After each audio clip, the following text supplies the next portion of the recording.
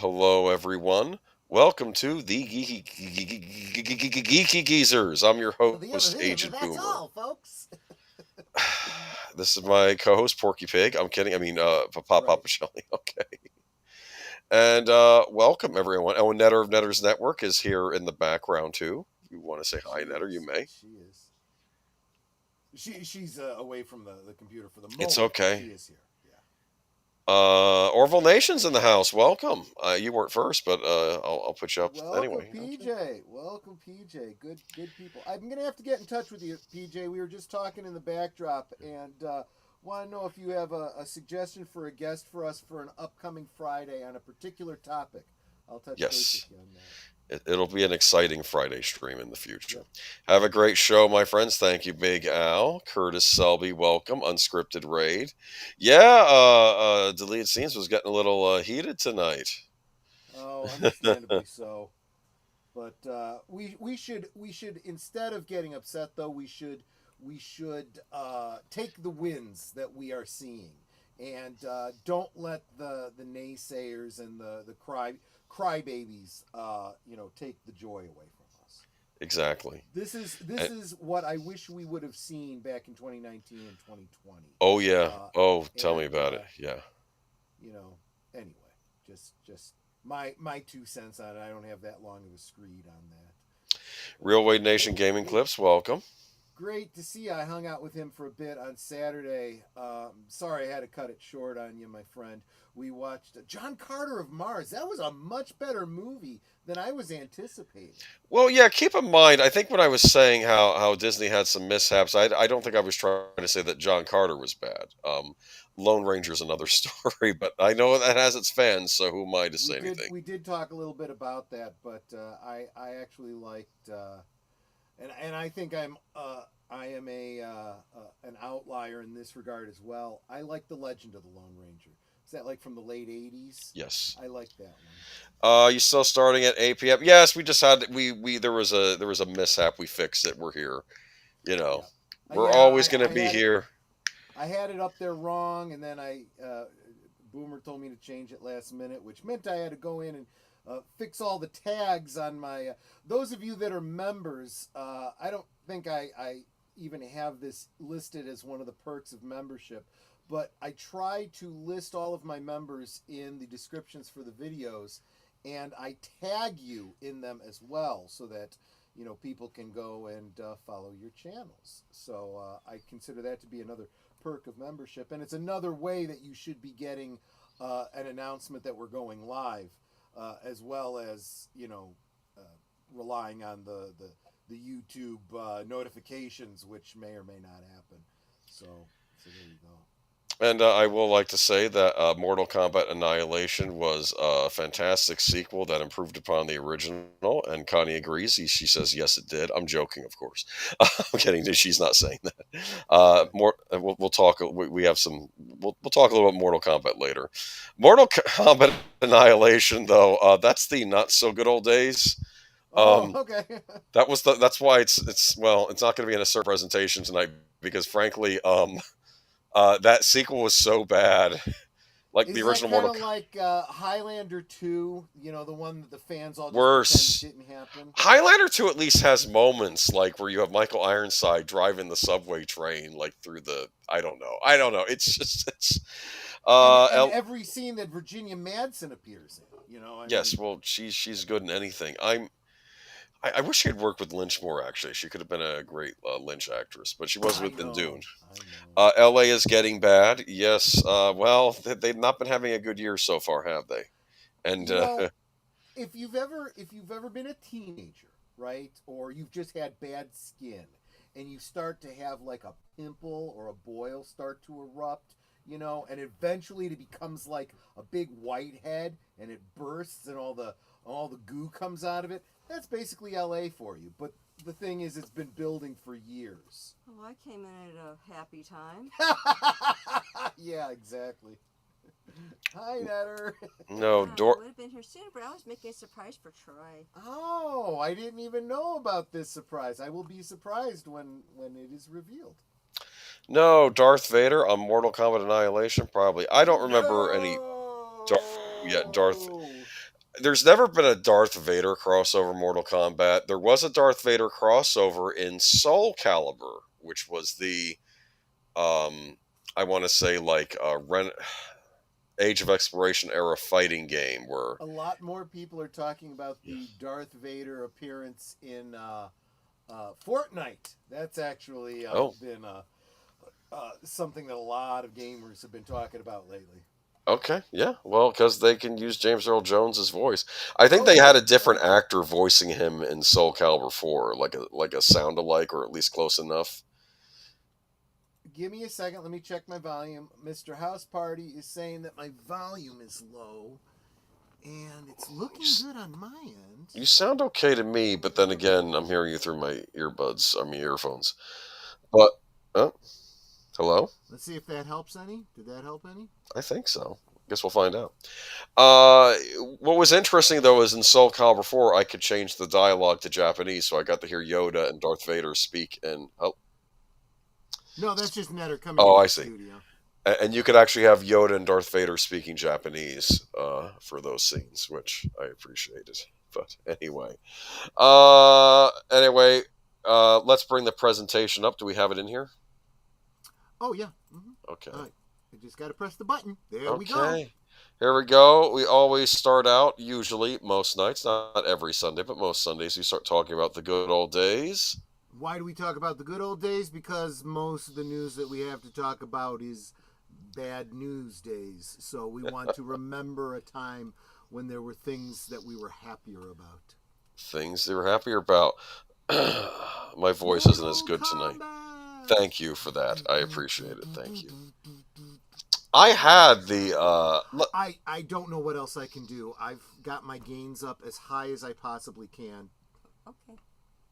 The only other thing I could do is pull the microphone to me and yell into it. That's about it. All right.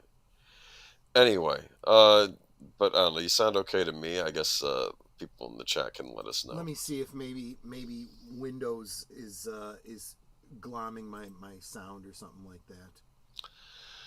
Anyway, this was you were doing the song though, and Yeah. I remember I had I'll tell you a little Mortal Kombat memory for myself.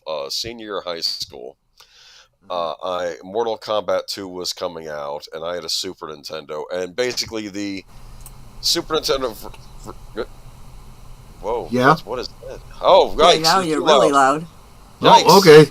Sorry. Terrifying. Hi. Is that better? That's How's fine. that? Actually, it's better. Actually, that's good. This is, I think, your normal stuff. Okay. Okay. All right. Anyway, getting back to a boomer memory. Senior high school, Mortal Kombat 2 was coming out. Mortal Kombat 2 had come out. Mortal Kombat 1 had come out on the Super Nintendo a year ago, and it was censored to all get out because Nintendo didn't like the blood and the guts on their home console. So I'm like, well, screw this. I'm not going to buy it then. And it was something the Sega Genesis people could always lord over us Super Nintendo guys. But then Nintendo relented, said, you know what? We need to have this game sell, so do what you want. Just put a rating on the front, a warning on the front. So I pre-ordered Mortal Kombat 2 at the mall. It was at a video store, I believe. Was it a Suncoast Video? It might have been Suncoast Video, yes.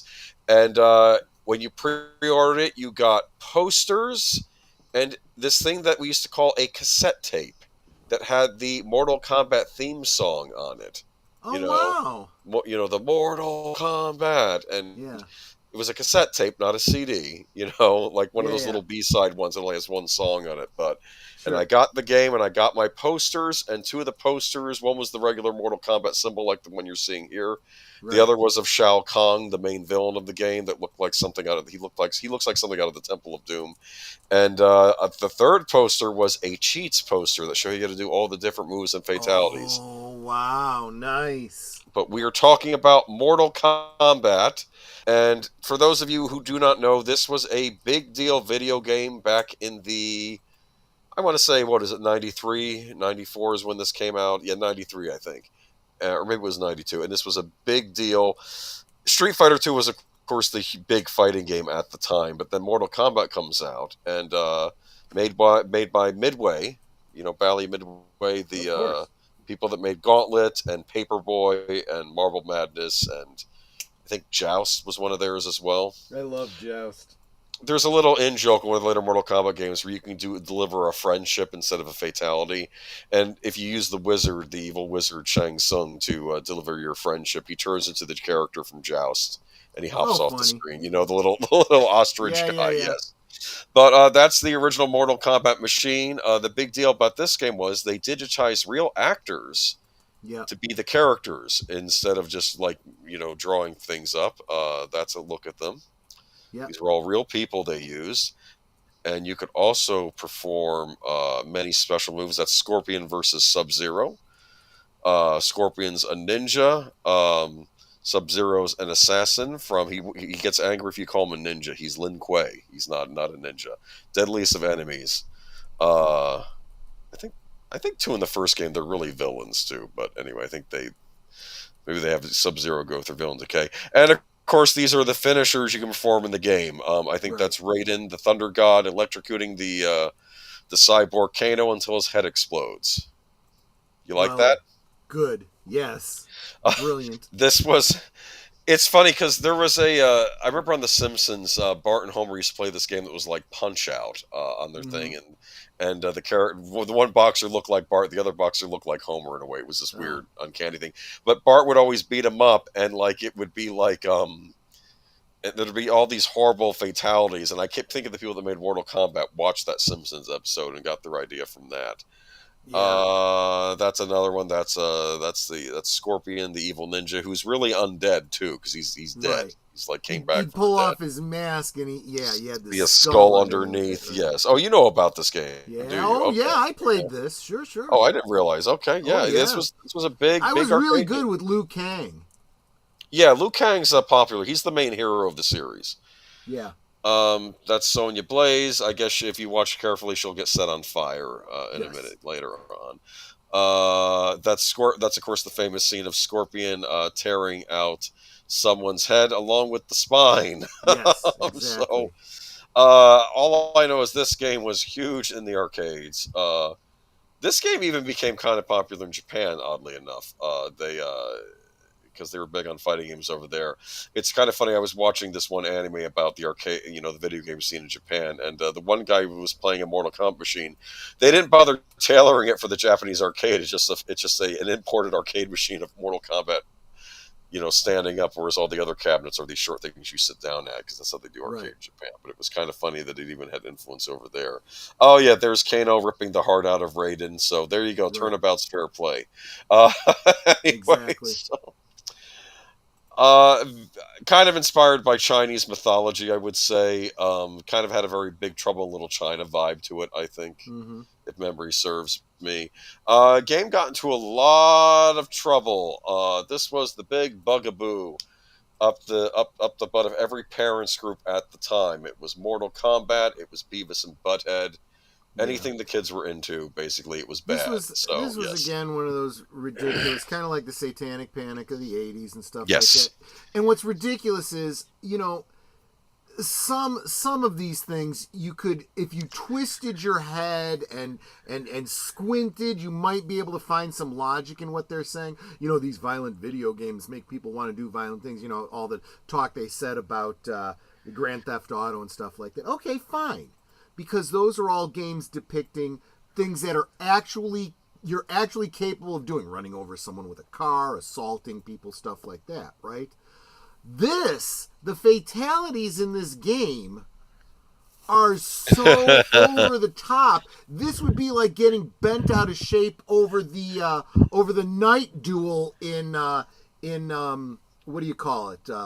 Not Spamalot. What was the name of that movie? The Holy Grail. Oh, Monty Python and the Holy Grail, exactly. And chopping the guy's arms and legs off, and the blood spurting, and it's like, come on. Even your 12-year-old knows this is over the top, ridiculous humor almost. This is what some kid on the playground is saying. What he'd do to your character, like you're playing the He-Man. Right. I would rip Skeletor's head off and shove it up his butters. It'd be something like that. The game also had a full-blown soundtrack by Techno Syndrome, which you used in the 1995 movie. Oh, that's right. There you go. Big deal arcade game. This really helped Midway out a lot. This was the game at the time. It was basically Street Fighter versus Mortal Kombat. Oddly enough, they never made a Street Fighter versus Mortal Kombat game.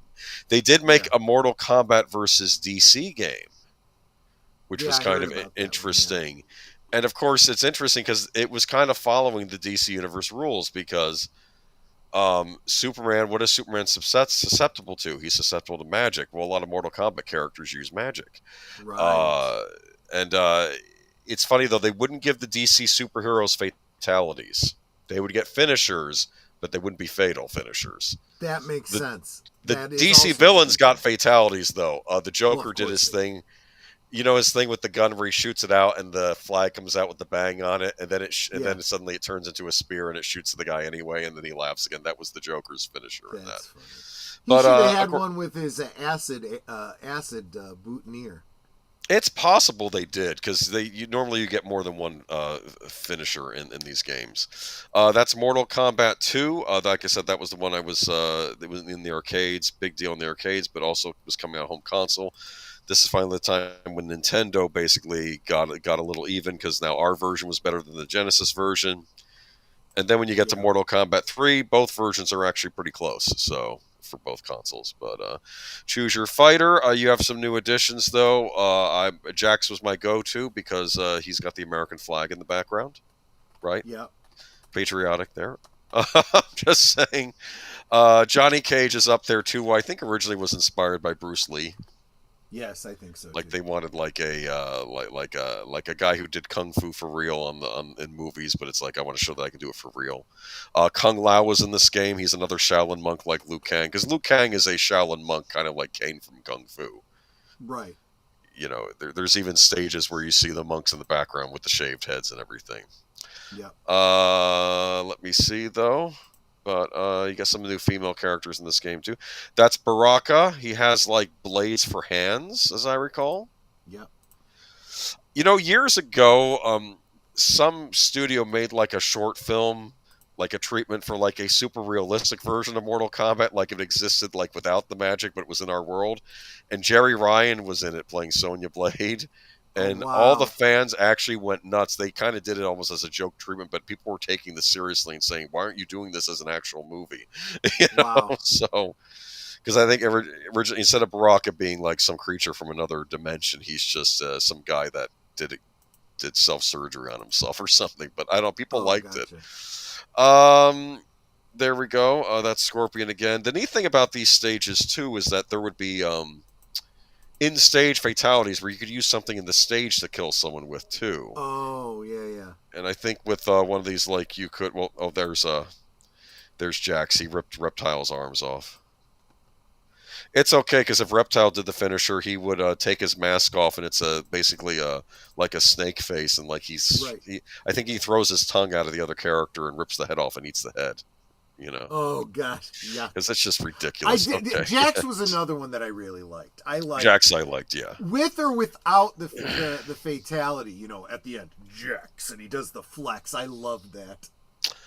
Oh, someone in the chat's mentioning Ermac. There's a joke about Ermac where Ermac, people kept saying there's this hidden character named Ermac. We've seen it in the code, like in the game, like we're seeing Ermac. And and all this stuff kept going around, and then it turns out, no, that was short for, I guess, error macro, or something like that. But what happened was, the people making the Mortal Kombat games took it to heart and eventually came up with a character called Ermac and put him in a future game. That's interesting. I love when video games do stuff like that. They take some little bit of fan lore and turn it into something real. There was well, you guys know that about the only MMORPG that I play is Star Trek Online, and when you're in a combat, or at least for the longest time, there was this error code when you try to pick up loot during a pickup game. It would say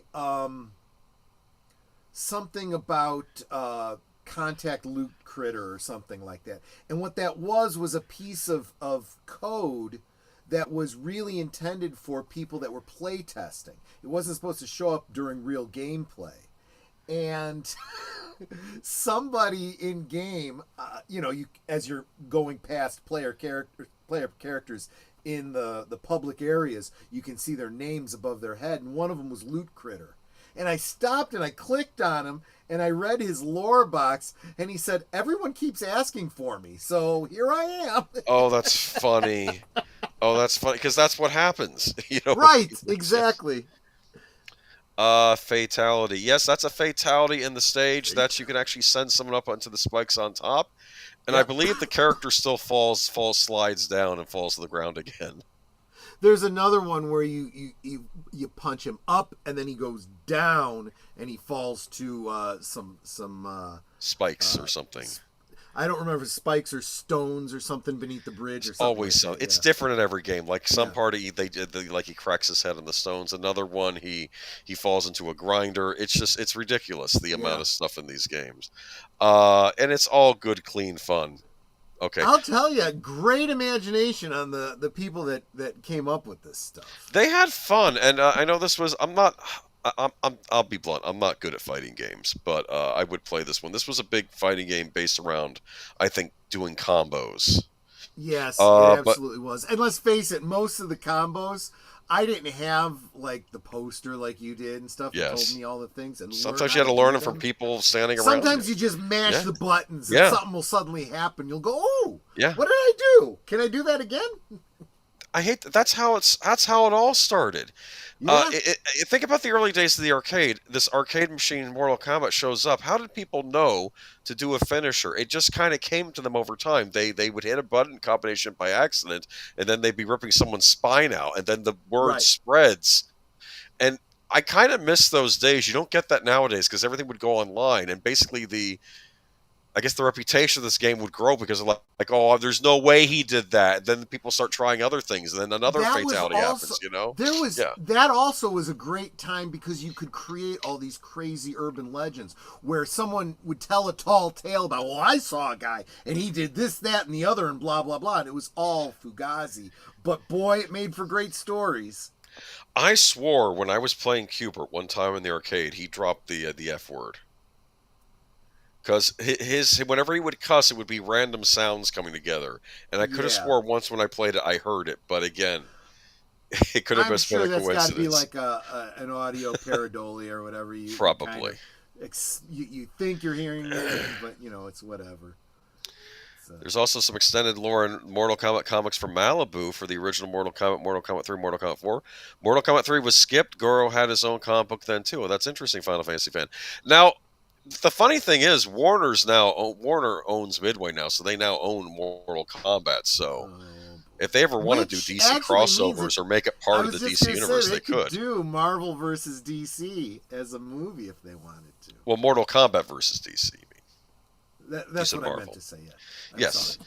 No, it's okay. They do Marvel versus Capcom. So what they did with DC, they had DC versus Mortal Kombat.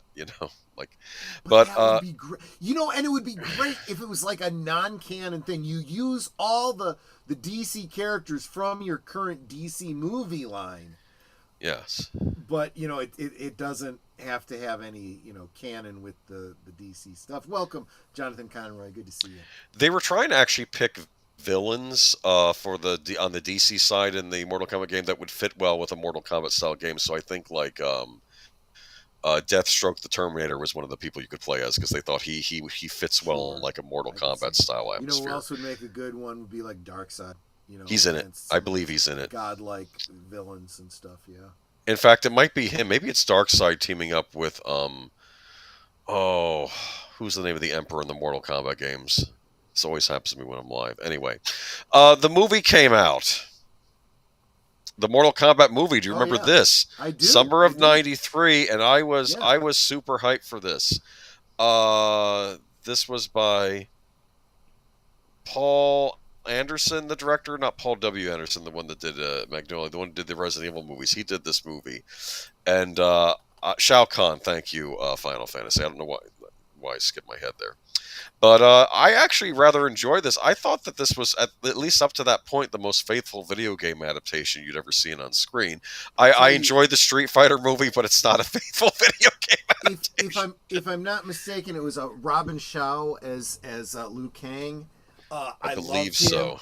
Yes. I kind of thought, man, I hope his career just takes off. I hope he, fills that niche that uh, um, Bruce Lee did. But Yeah. I guess not. But Hollywood, let's be honest here. They're always yelling at the audience for being the istophobes. Hollywood, in my opinion, has been very bad to Asian actors and Asian Oh leading men. yeah, oh Not yeah. casting them. It's not the audience that cares. We wanted to see more Asian leading men. Absolutely. He was awesome in this. Yes. But this is a great fight scene with him and Scorpion, I believe, in the one scene.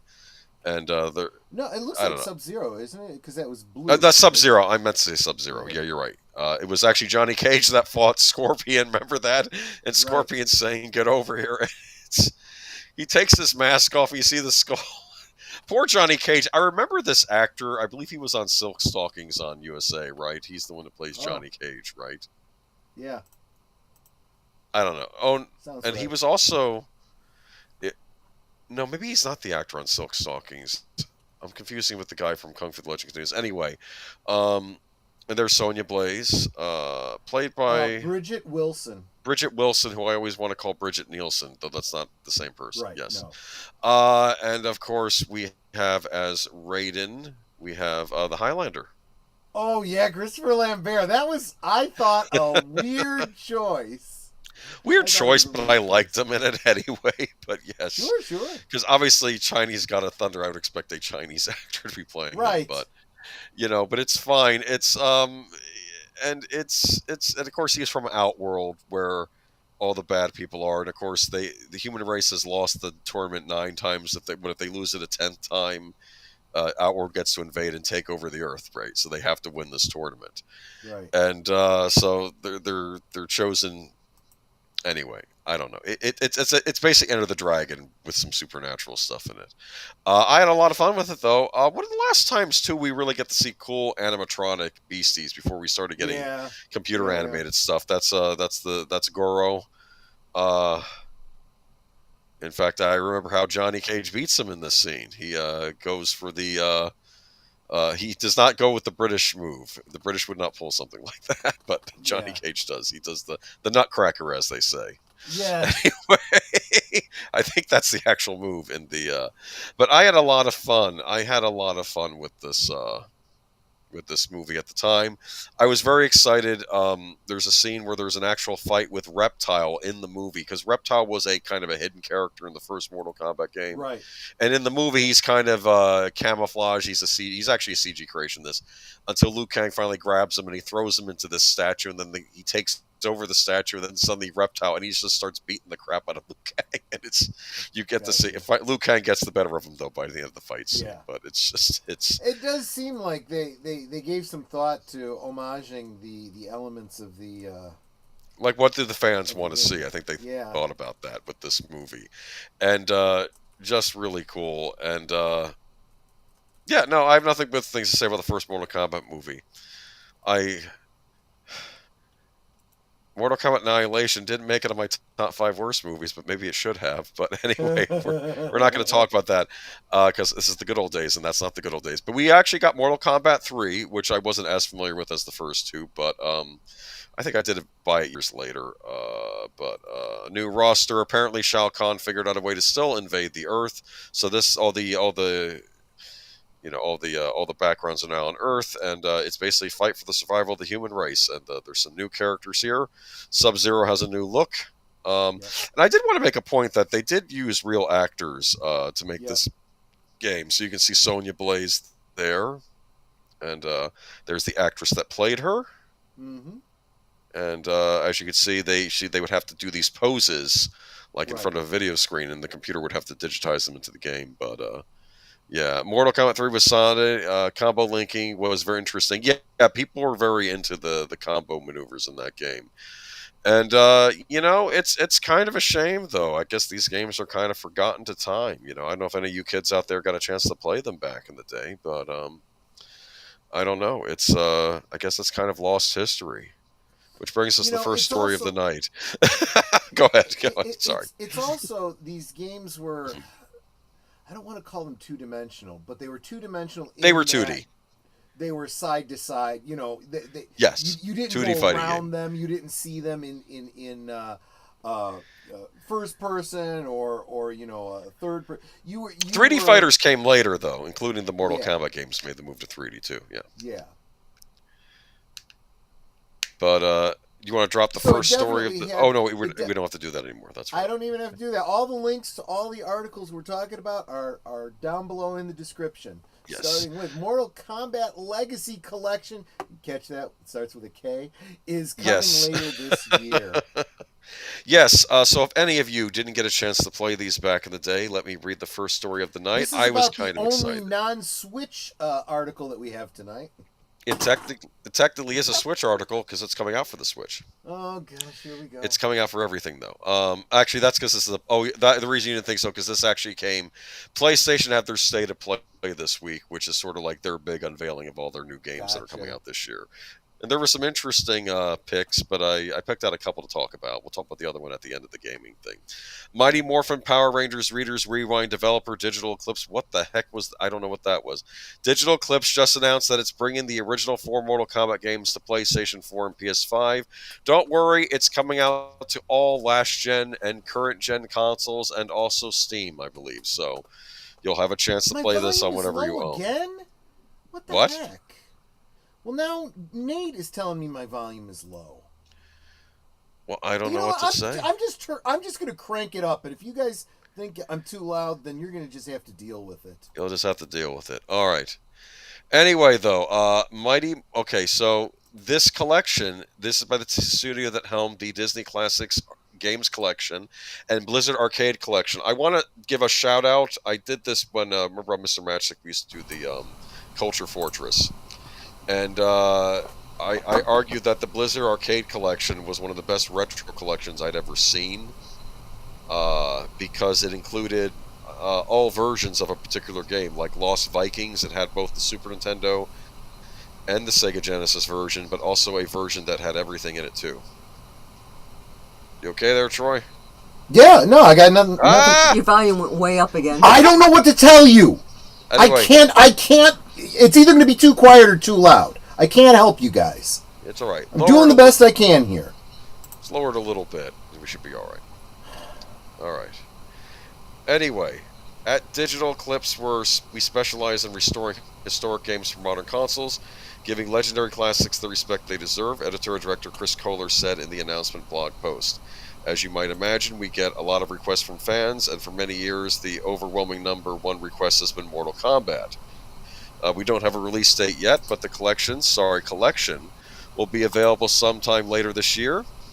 This is every game that's included in this collection. We have Mortal Kombat, not just the arcade version, but also Super Nintendo, Genesis, Game Boy, and even the Game Gear versions are available. Mortal Kombat 2, Arcade, Super Nintendo, Genesis, Game Boy, and 32X edition. For those of you not in the know, the 32X was a add-on for the original Sega Genesis that was more powerful, could make you play more powerful games. Mortal Kombat 3 for the arcade, Super Nintendo, and Sega Genesis. Ultimate Mortal Kombat 3, the arcade and Super Nintendo version. Mortal Kombat 4, just the arcade version announced so far. Mortal Kombat Advance for Game Boy Advance. Mortal Kombat Deadly Alliance for the Game Boy Advance. Mortal Kombat Tournament Edition for the Game Boy Advance. It's already an extensive lineup, but Digital Eclipse has a few more surprises up its sleeve. It's not just talking about games. It also has a documentary planned that will detail the development of legendary fighting series that stirred up a violent video game panic in the 1990s when it first splattered onto arcade machines. So earlier this year, Digital Eclipse traveled to NetherRealm Studios to interview Mortal Kombat co-creators Ed Boon and John Tobias, alongside literally dozens of other Mortal Kombat experts, Kohler said. We're also going to be doing a deep dive into the history of Mortal Kombat to find design documents, early prototype materials, motion capture sessions, concept art, and much more, some never before seen. Legacy Collection will launch sometime later this year, and Digital Eclipse plans to unveil even more in the coming months. So this is almost like an interactive documentary where you get to find out about the creation of all these games, plus they let you actually play the games. So that's kind of neat. The other thing I would say about this this whole situation with the concern about the violence and stuff, keep in mind that the extreme violence, the fatalities and so forth, is literally the kid playing the game punching in the combinations. So you actually have to choose to experience that. It's not hurting your kid any. And if you have a problem with it as a parent, maybe you should be talking to your kid about it, not the video game company. You know? Yeah. Well, yeah, but does anybody care about Just like, I mean, who are you gonna blame when your kid starts swearing, right? Your kid chose to say that word. You know, you talk to your kid about it, right? Not whomever you think it was they heard it from in the world. And then take them to a night at the theater with the David Mamet play. Well, there you go. Anyway, but no, I mean these games are old though. I don't know if people care about. Yeah, they had babalities. They made there's a joke later on the later Mortal Oh, it turned them into babies. Yeah, which I always felt was like a tongue-in-cheek poking at the people that were crybabies about the fatalities. All these were poking. Okay, you don't like fatalities? Well, we've added friendships and babalities. Like a friendship might be someone like doing something silly, like giving the other player a present when they. Which honestly, from a game standpoint, it's like, okay, that's just another option for me. I like that. Yeah. And yeah, it's just it's ridiculous. But big fan. Big fan of what these companies do with these retro collections. I'm keeping my fingers crossed, guys. I know you don't typically do this. Please release a physical release for this. Give a physical release. I would like to own a physical copy of this. I mean, to be blunt, I would probably buy a digital copy. If you do physical copies for both Switch and PlayStation 4, I'll pick it up on both. Were there animalities too? Final Fantasy fan is talking about later on. Yes, animalities where your character would turn into an animal and attack the person, but it was still violent, so they would turn. Okay. PS4 should have it physically. Well, they have with the Capcom collections. They've released stuff physically. So I'm really hoping whoever's releasing this are reading the tea leaves and say people actually like to buy physical copies of this stuff. And these collections are really cool, though. Like I said, the Blizzard Arcade collection, excellent collection of... Because before Blizzard was a PC game company, they actually started up making console games. And they made this one called The Lost Vikings, where you play a trio of Vikings that get abducted by an alien named the Tomador, and you're stuck on an alien spacecraft, and you have to figure a way off. And the one Viking goes up to one of the aliens on the ship, and the alien says, "Are you the janitor? We have to destroy the main computer." And the Viking says, "What is a janitor?" And no, I'm not he. And also, what is a computer? But no, these Mortal Kombat collections should be good. They should feature plenty of interviews with many of the actors involved, including the actors that played the lovely Sonya in the Mortal Kombat games. This was a game back that got Congress. Oh yeah, they did. Senator Joseph Lieberman was the main guy on point. And I'm going to be blunt, Nintendo didn't help with this matter, at least in the early days. It's funny how Nintendo starts with, supposedly they had leaked video to Senator Joseph Lieberman, all the fatalities in the Genesis version, hoping it would hurt the Sega Genesis, and it didn't, because they just went after Nintendo anyway, because you still have Mortal Kombat on your system. Yeah, but our version's censored, but they didn't care. Yeah. So I think Nintendo relented, just released Mortal Kombat 2 uncensored. You'll get to play the censored version of Mortal Kombat 1 on the Super Nintendo. In this collection, they'll be there, along with the superior Sega Genesis version. And the arcade version, if you want the perfect version. Play the arcade version. But it's kind of neat that I like the fact they're including the console ports. I wish more companies would do this. I would love a Prince of Persia collection. You guys listening out there, Prince of Persia collection with every possible version of Prince of Persia on it. I want the Japanese PC version. I want the Sega CD version. I want the Genesis version, the Super. I want every Prince of Persia version on this collection, please, of the same game. What do you think? Final Fantasy fan says they've done physical copies. They were made after the digital release, like what they've done with Marvel vs. Capcom collection. I mean, let's hope that they continue to do stuff like that. The way the industry's going, I wouldn't hold my breath, you know? Yeah, Marvel vs. Capcom, he's right. That came out as a digital collection, but they at least told us up front that a physical version was coming. It was just going to come a couple months later. What drives me nuts is, like, when they released the Tomb Raider collection, I'm like, but I want it, so I buy it, and then and then like 2 months later, there's a physical version coming out, thanks. Well, and see, there is... Okay, so now I can also see a positive spin on the delayed physical release. I don't Because care if if they're they going to. delay it, but let me know it's coming. That's all. Well, true. But what I'm getting at with the reasoning behind that, if they're going to release it digitally, and then they're going to go, oh, there's something wrong, we got to put out a patch, or we got to upgrade this, or whatever, Oh, that then makes put out a sense. physical. And then you can put You out the know. physical, the fixed version later on. Yeah, I that respect that. makes. Like for Yeah. those of you who like classic Tomb Raider, there's a classic.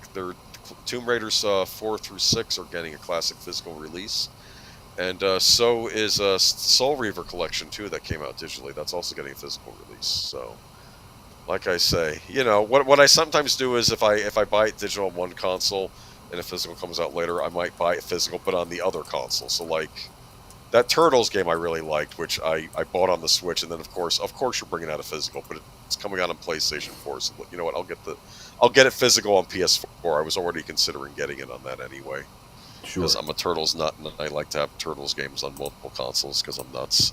Anyway, Age Boomer, we also want remakes of the Killzone games, Sly Cooper games, and Weird Psych.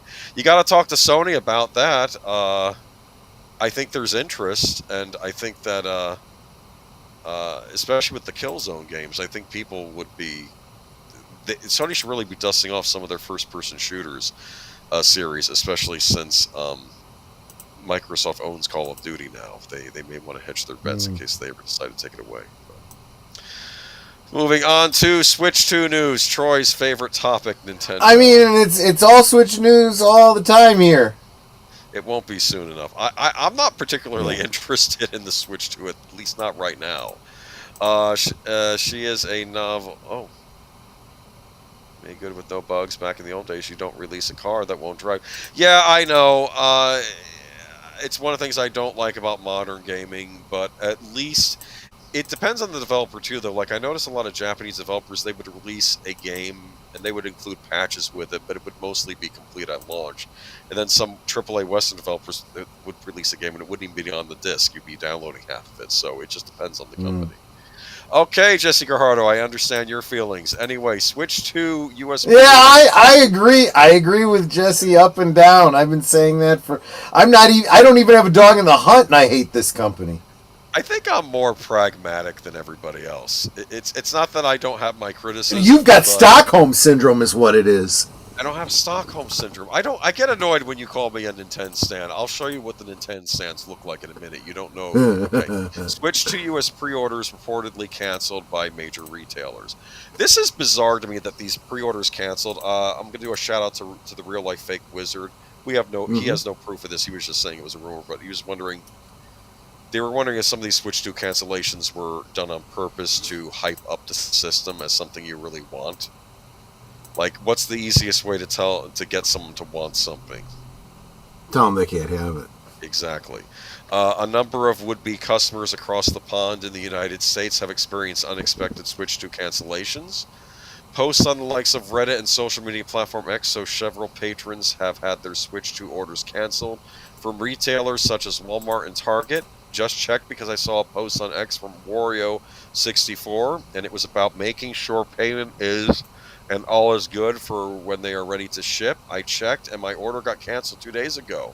Oh, that's messed up. They didn't even tell them about it. Reads one Reddit user titled Target canceled my order. According to replies, the original poster is not the only one this happened to. Another post that anyone else switched pre-order got canceled out of nowhere. Shared on the Walmart subreddit said the same thing. I just got an email saying it was canceled due to a payment error, even though it was the same card I pre-ordered with. Even more examples of these Switch 2 cancellations can be found on X. Walmart, you have failed me for canceling my Switch 2 pre-order when my payment method is valid, has funds available. Give it back, and poster wrote this weekend. This strikes me as very shady. I mean, I have no evidence. Well, this is another reason why I don't do pre-orders for anything anymore. And you mentioned Target in there as well. I will never order anything from Target ever again. Yeah, well, so it seems like this was mainly a Target Walmart issue. Yeah. The reports followed last week's news here in the United Kingdom, which saw retailer Game admitted to cancel a number of Switch 2 online pre-orders with just days to go before the highly anticipated console's release. At this time, Game said it was aiming to reinstate as many affected pre-orders as possible. The Switch 2 is set to release later this week on the 5th of June. Eurogamer's former EIC Tom Phillips has already been hands-on with Nintendo's update. Yeah, I don't care. Okay. Anyway, I had only once pre-ordered a console before its launch. Did you know this? I had pre-ordered the Nintendo 64. That was back in 1996. This was a year after the whole Mortal Kombat 2 thing. Actually, 2 years after the Mortal Kombat 2 thing. That's right. It was fall 1994 was Mortal Kombat 2. Anyway, blah. And what you would do back in the day when you would pre-order a game console, you would go into a store. I tended to like Toys R Us the most for buying my games at. And I would go into Toys R Us, and they would have these ticket slips you could pick up. And you would pay like $10 down. Maybe with the Nintendo 64 it was $20 down. But they would deduct that from the final price, too. So you would pre-order the console. You'd bring your ticket back in with your pre-order, and then they would, you'd get the console. You'd pay for the rest of it on the pre-order day. Yeah. And this way it would secure your console. The company would still get some money up front, too, for holding it, but you wouldn't be, right. They would still deduct it from the final cost of the console. They weren't charging extra or anything. So, and I did that, and I pre-ordered the Nintendo 64 along with Super Mario 64 and Pilot Wings 64. I had all of them pre-ordered with money I'd gotten from my first summer job. Oh, nice. Yes. Fans, okay, but here's the big news of the night. This is, of course, the around the world. So I think those of us hoping for a failed launch, sorry. People still came out in droves for this thing. From Tokyo. I told you they're slapping that vein and saying just plug it in for me. In defense of the people in Tokyo, Nintendo isn't overcharging for the console in Tokyo. It's only like that's true. Over there, throngs of gamers stood in long lines outside of stores hours before they opened Thursday from Tokyo to New York City in hopes of snaring a long-awaited Nintendo Switch 2 video game console. Enthusiasts have been clamoring for an upgrade to Nintendo's 8-year-old predecessor for years. Nintendo, which is counting on the Switch 2 to boost sagging sales, has added new social features meant to lure players into online gaming. Yeah, you can buy a camera, an actual video camera, where you can see the other person on the screen. People are terrified that this may lead to children seeing things they shouldn't be seeing. Okay, I'm just I wouldn't be surprised. Exactly. That'll be interesting when that happens, if they'll be able to trace it back to the person that did it and the cops show up. I don't know. Enthusiasts have been clamoring for an okay, yeah, we already said that. The much anticipated Switch 2 being released around the world Thursday is an upgrade to its 8-year-old predecessor with new social features meant to draw players into online gaming. Nintendo was counting on the Switch 2 to boost sagging sales. Yes. In the U.S., a chaotic pre-order process in April left some fans frustrated. After the consoles quickly sold out, people lined up early Thursday at stores in hopes of buying one. I'm just rolling the dice here, said Edgar Hu, who was in a line of about 25 outside of a Target in Tribeca neighborhood of Manhattan, New York. Many of those waiting for the store to open had ordered online, but a few, like hoped for a chance at purchasing any extra inventory the store had. In Japan, the new consoles were sold through a competitive lottery system that Nintendo said got to about 2.2 million applications. Outside the official draw, some retailers offered their own lotteries to pre-order the devices. Koji Takahashi was among those who missed out on an official draw, but he was selected in the second round of a lottery held by a major electronics retailer in Japan. He was first in line waiting outside the store, arriving 4 hours ahead of its opening. He hoped to secure a limited supply of Nintendo accessories to buy along with his pre-ordered Switch 2. I feel very sorry for those who weren't successful in the lottery, but I also had time to get this far, so I hope they forgive me, Takahashi said. Apparently, those on the bottom end of the lottery got stoned to death, but that's neither here nor there. It's a joke from the Shirley Jackson story, never mind. Okay. Nintendo of America President Doug Bowser told CBS Morning Plus today that the company is aware of the demand for its news system and is working to get units in the hand of customers. We'll have a steady supply of manufacturing that will be coming in, and we believe we'll be able to meet that demand all the way through the summer, through Father's Day, and then into the holiday period also, Bowser said. The new console comes with a larger and higher resolution screen than its predecessor. Okay, blah, blah, blah. All right. Switch 2's rollout arrives at an uncertain time for much of the gaming industry due to new tariffs implemented by U.S. President Donald Trump. In the U.S., the Switch 2's baseline launch price is $449.99, significantly higher than the original Switch's $299 price tag. Think about it. That's like half the price of the Switch added on. Yep. Okay. Yep. This is more of a local news story, but I thought I would pick. Knowing what I know, man, we were naive in the late 90s and early 2000s when it came to online etiquette. We probably were. Dude, sounds like a complete mess. How is Nintendo still going? Because you have people. Look. They are so addicted. They're like, yes, charge me more, Daddy, please. Take my money, please. That's what they say. Yeah. This guy with the Nintendo Switch 2 shirt. I'll pay twice as much. Here we go. There's a line from a Best Buy somewhere in the United States. What do you think of that, huh? Gosh, it's ridiculous. Someone from work was telling me about this, and I wanted to show them the clip, which had Homer Simpson screaming, "Nerd!" Yeah, exactly. All right. Did I ever tell you I almost did this once? Years back, Nintendo. You almost called someone a nerd like that? No. What happened was, the NES Classic was coming out. That was the little Nintendo mini console, which had 30 NES games on it that Nintendo was releasing. I thought, that sounds rather cool. What is it, $60? And I get this little thing, I hook up to my TV, and it's got 30 classic NES games on it. I couldn't pre-order it, though. All the pre-orders sold out. And I said, you know what? Day it comes out, I actually have off. I'll drive down to I think it was Best Buy before it opens. I'll get there like 15 minutes before the store opens, and I'll just I'll walk in, get myself a copy, and suddenly I see a line outside the Best Buy, and I'm thinking, no, these people cannot be waiting for the Switch 2. And I think I went online and I hear people, why are these people those Switch? NES Classic. They're all here for the NES Classic. I got in my car and went home. I'm just I'm not doing this. And well, good. You have brains. That was another cluster where they only had about 5 per store, and like the first person in line would buy all 5 of them and sell them on eBay for like. Yeah, exactly. Anyway. This is my problem with the distribution model. And this is a problem for the company too. You are going to sell that small quantity that you put out there, but someone else out there is making 2 and 3 times as much money that you should be making as a company yourself. Yes. You know? Anyway, but you're literally giving money away. Anyway, this was from more than 200 people stood out in line for hours on Wednesday at the Best Buy in Cary, waiting for the store to open at midnight. They got their hands on the highly anticipated Nintendo Switch 2, new Mario Kart game exclusively sold with it. Since I was a child, I really liked Nintendo games. Vlad Darrell, who was the first in line at Best Buy, said, I'm a big fan of Mario Kart games, and once I heard that the Nintendo Switch 2 was coming out with Mario Kart World, I'm like, I had to get that. Darrell stood in front of the line for about 14 hours. Jeez. He said he and other gamers who waited alongside him made the most of the experience.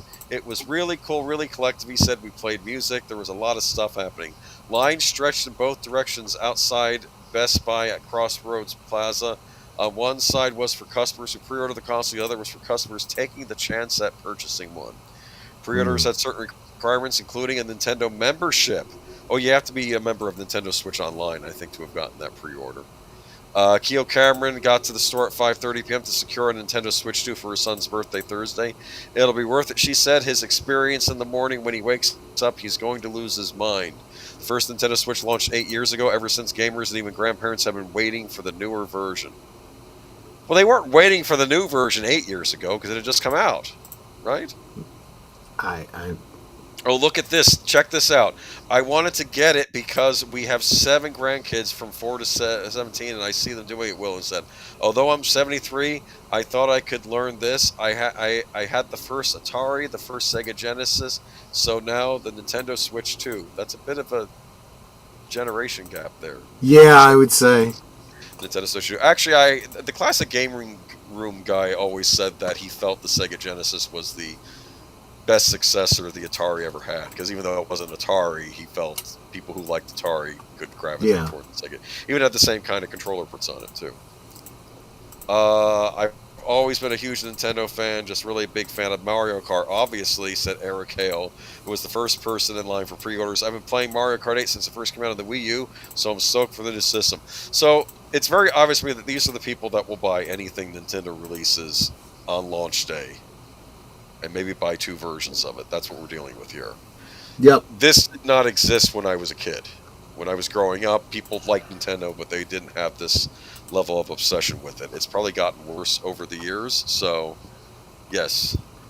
Sounds like the best place to open up a food stand. Dude, if you had a hot dog stand out there... Ah, yeah, exactly. Yep.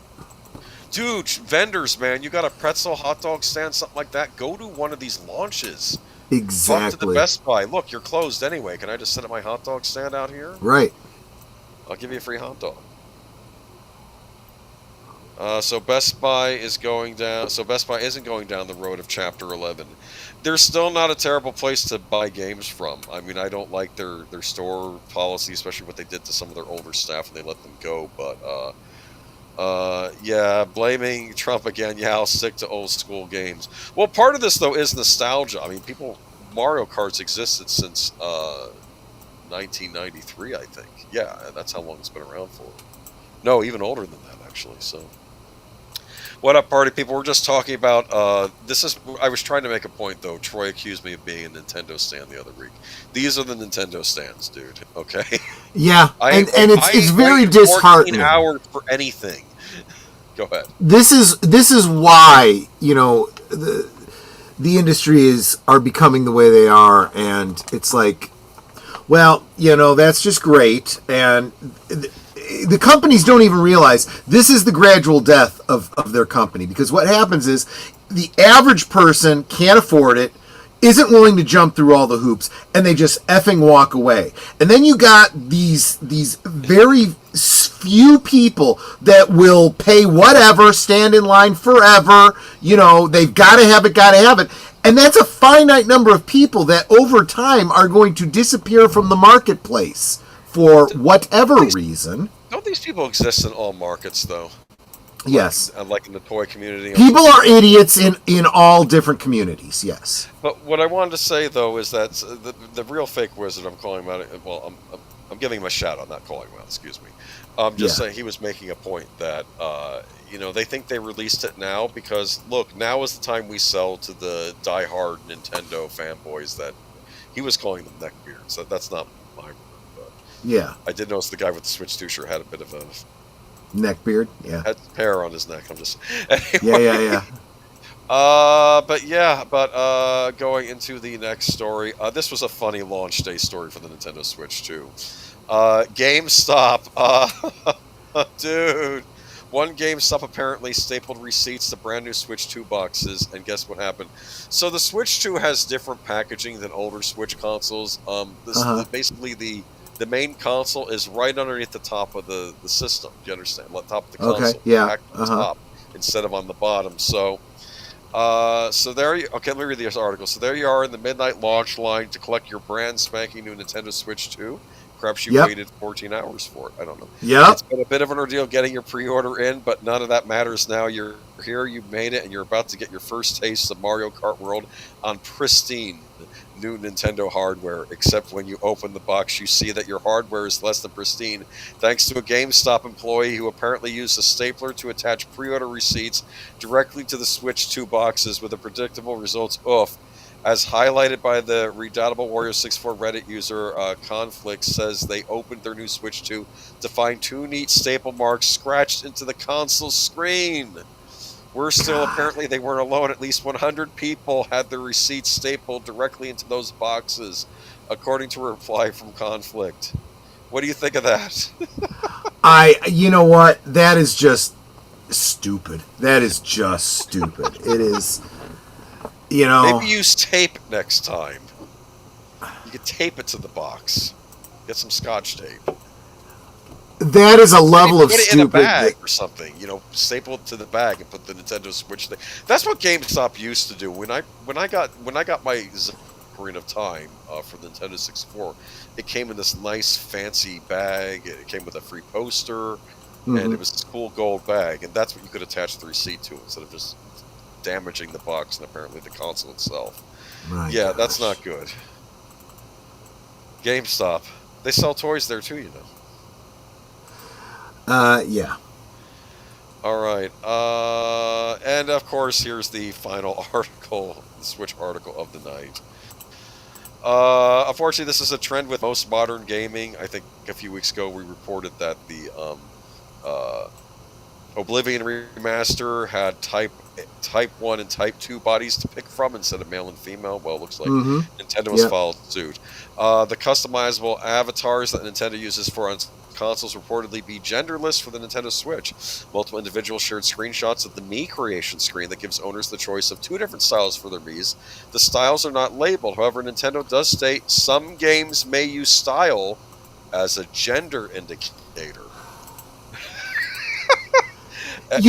What's absolutely ridiculous about this is you're catering to a demographic that believes these kinds of things are so-called fluid, right? And they want to be represented the way they want to be represented, and you are going to go and make less ability to have gender expression. That's friggin' brilliant. Well, you got your 2 choices. There you go. But it's saying, well, we're not assigning gender to either of these types. Some games where I guess you might use a Mii, it might actually determine that you're using a male gender. But it's like they're trying to have their cake and eat it too there. Right. It's just... I've always hated that. the Miis. I'll tell you what, you just used a phrase that really sums it up. They're trying to have their cake and eat it too. And when you are in a contentious situation like that, that's a great way to annoy everybody and drive away all of your audience. If you try to please everyone, you end up pleasing nobody. And impose orthodoxy and participation is not optional, unless you decide not to buy. But the trouble is, it's included on every console, and of course, I doubt if we told any of the people waiting on the lines about this if they'd care.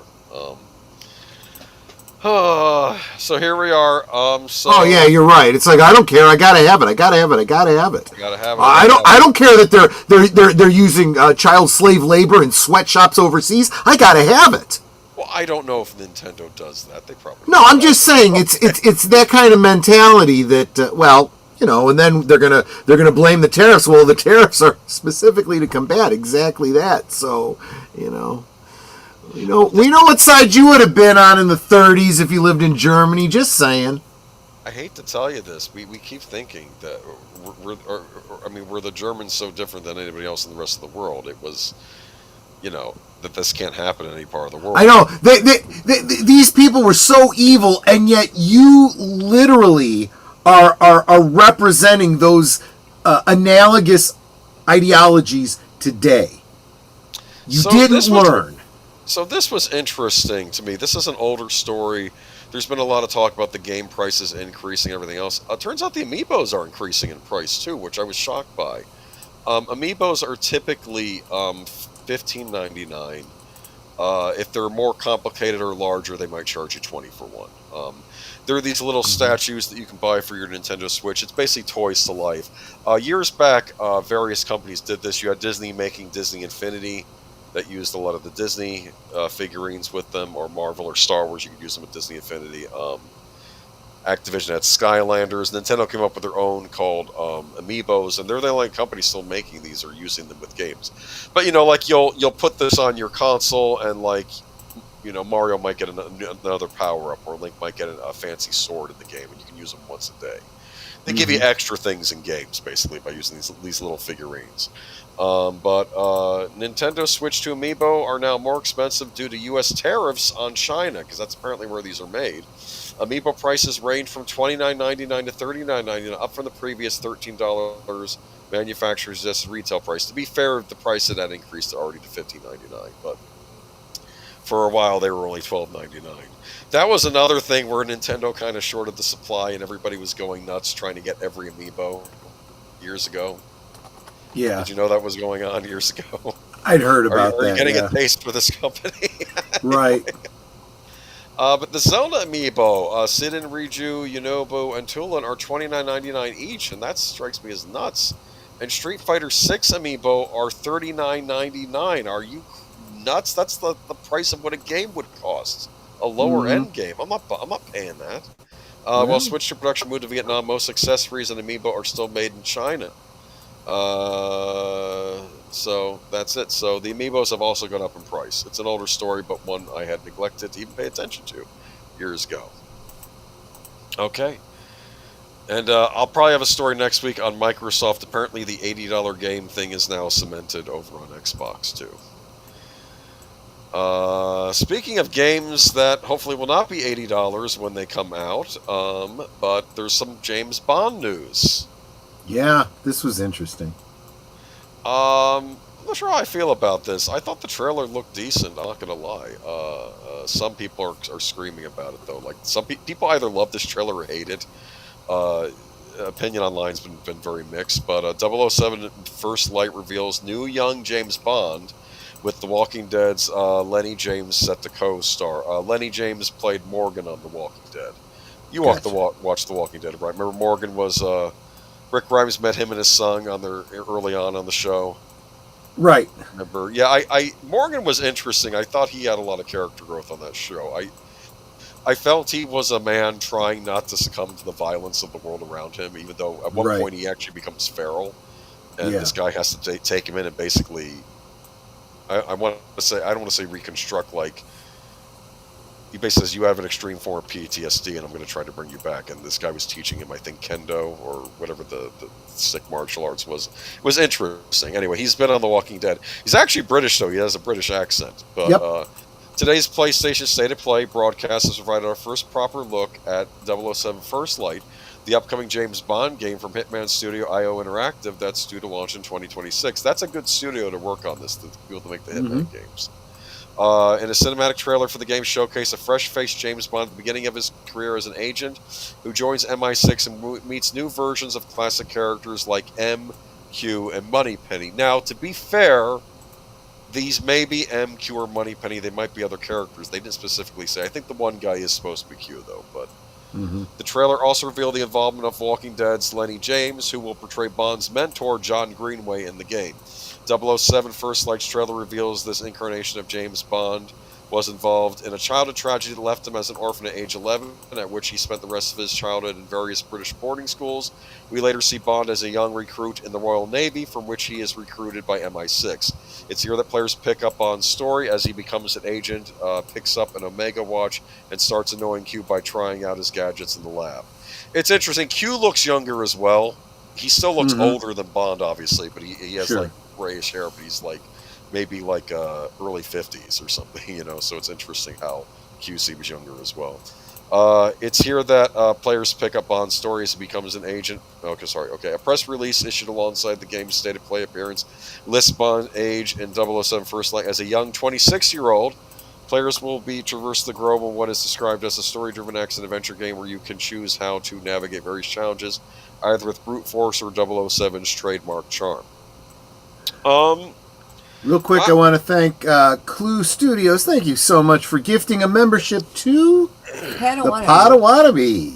Welcome to membership, and thank you for once again growing our community, the Clue channel. You are wonderful. I appreciate it.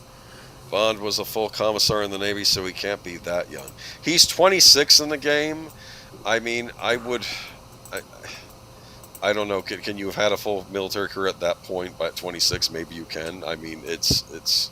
I do feel like there is something missing from the lore when you don't have a background as a war veteran. You know, I mean, all of this kind of came out of the whole World War II, going into the Cold War. It did, but here's the problem. Even with reading the books, I don't get a firm grasp on what his military career was. This is what was said in the books. Right. And of course, this isn't what's going to be in the game because this is set in modern times again, not which I know some people were hoping for a historic Bond game, but that's not what we're going to get, I guess, back in the period. But in the books, what I heard was he had been doing stuff, I guess, under naval intelligence in the Second World War, and he had gotten his 00 by killing a member of the Vichy French, which I guess were the French working for a certain German organization, and the other person was working for the Japanese Empire during World War II. That were his two. So he did covert stuff during World War II. That's all I know about it. Maybe they go and maybe further on in the books they explain more of that in detail. That's just as far as I've gotten. But I don't know. I'll say this: at least the mood of this game from the trailer I saw at least felt a lot different than what I saw in the Daniel Craig movies. It at least seemed to have that more sense of fun and adventure like the old Bond movies had. But I don't know, though. It's the first time we've had a young Bond. Yeah, it is weird. Like an origin story, basically, for how his character became a 00 agent. And I do understand why they're doing this. They're trying to distance themselves from the movies, too. Well, also from probably the new movies Amazon is working on. And that's another thing I'm curious about. Will this be canon with whatever Amazon is planning to do with the I'm sure it's probably not. Probably not, yeah. This is an actual actor they're using for the game, though. I've seen him in real life. Looks a little different, but he's a young British man. But I don't know. I did appreciate in the trailer, though, how they're building up, and then they go into a car chase scene, and then you hear the theme song from Her Majesty's Secret Service playing in the background, and you see Bond kicking butt. Interesting. To the main theme, the orchestral theme from Her Majesty's Secret Service. That one, yeah, exactly. Which I thought was a neat little callback, because they usually go with the regular Bond theme, but they went with that Bond theme for this.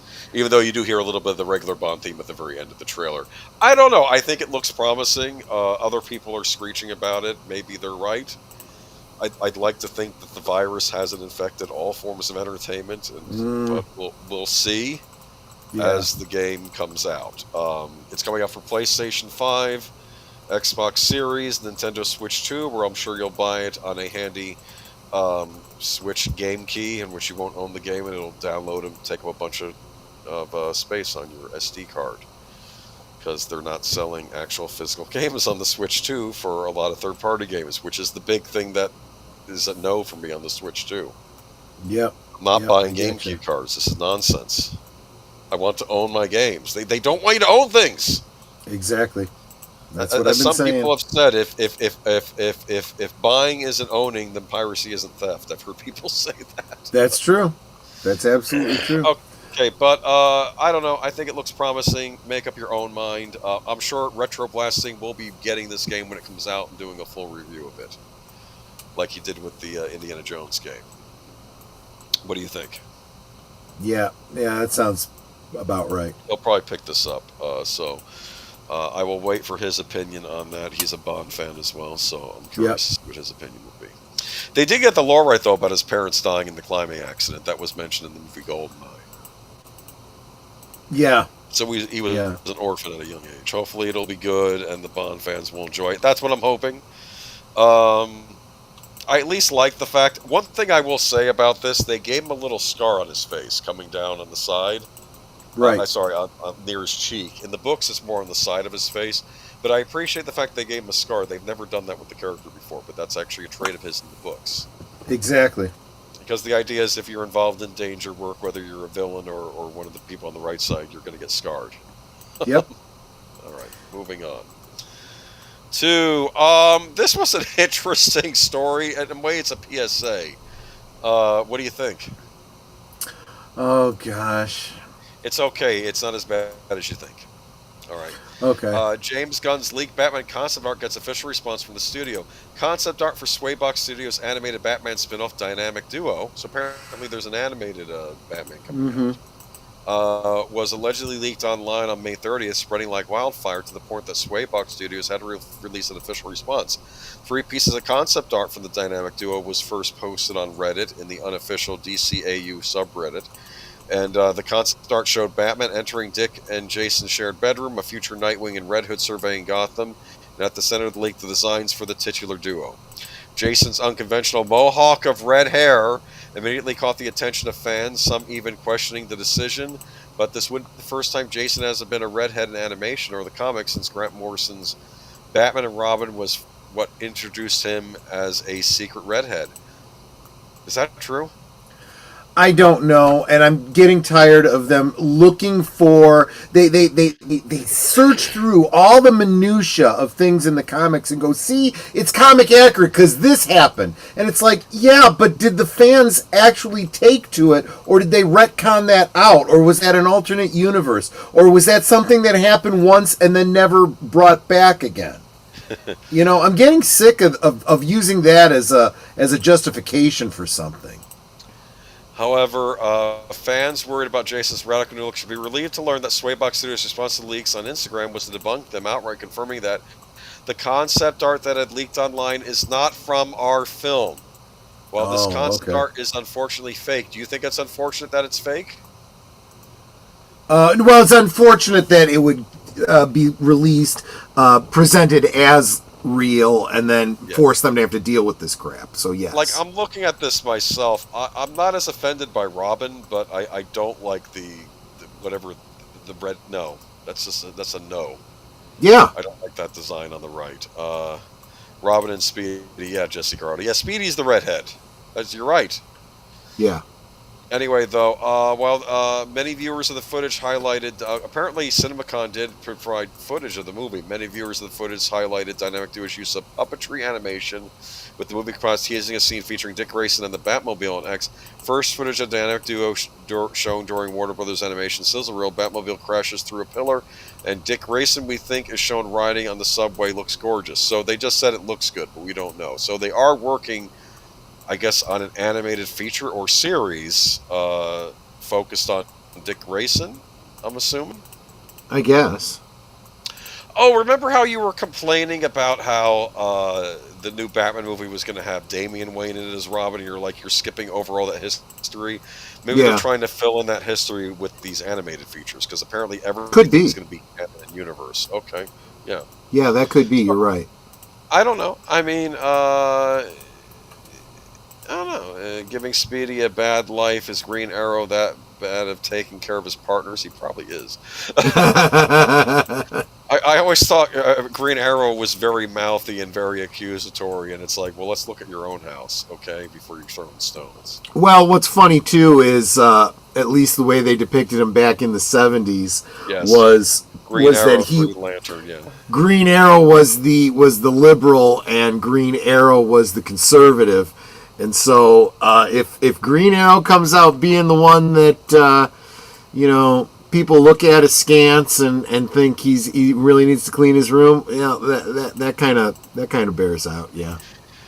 What was funny on Justice League, John Stewart was the main Green Lantern on Justice League, so they didn't do that, but they sort of had him riffing off Captain Atom a couple of times. Remember Captain Atom? Yeah. He said, and I think Captain Atom made a reference, and he's like, "Wait a minute, nuclear? What are you?" And he says, "No, I'm pure nuclear energy." And he's saying, "With a name like Captain Atom, what do you think I was?" And he said, "I think you're what I protested against back in college." It was a funny scene. All right, moving on to Zaslav, our favorite. Oh gosh. The majority of Warner Brothers Discovery shareholders who voted for that company's 2020 annual meeting evidently believe CEO David Zaslav and other top executives are earning too much. At Warner Brothers Discovery's annual stockholders meeting held June 2nd, investors voted down a non-binding advisory measure to approve the 2024 compensation packages of Zaslav and company's other named executive officers. According to an SEC filing, such a measure is referred to as a say-on-pay vote designed to give shareholders a voice in expressing approval or disapproval of exec compensation. Per the Warner Brothers Discovery tallies, there were 7.424.5 million shares voted for the executive compensation package advisory. 1.06 billion shares voted against the measures, meaning that almost 60% of the votes cast were against the pay packages. So basically, they're saying you're not earning our company enough money. Absolutely, and you don't deserve a pay raise. Exactly. I think it's actually about time. It might be too late. Yeah, it's been long past time for a lot of Well, companies, he not hadn't just brought this on to one. fix it, so they were probably trying to give him a chance. Yeah. Well, yeah, no, that's a decent point, but a lot of companies are sorely in need of holding their management responsible for the lack of business and the lack of competent leadership. Yeah, and for 2024, Zazz's pay package rose 4.4% to $51.9 million.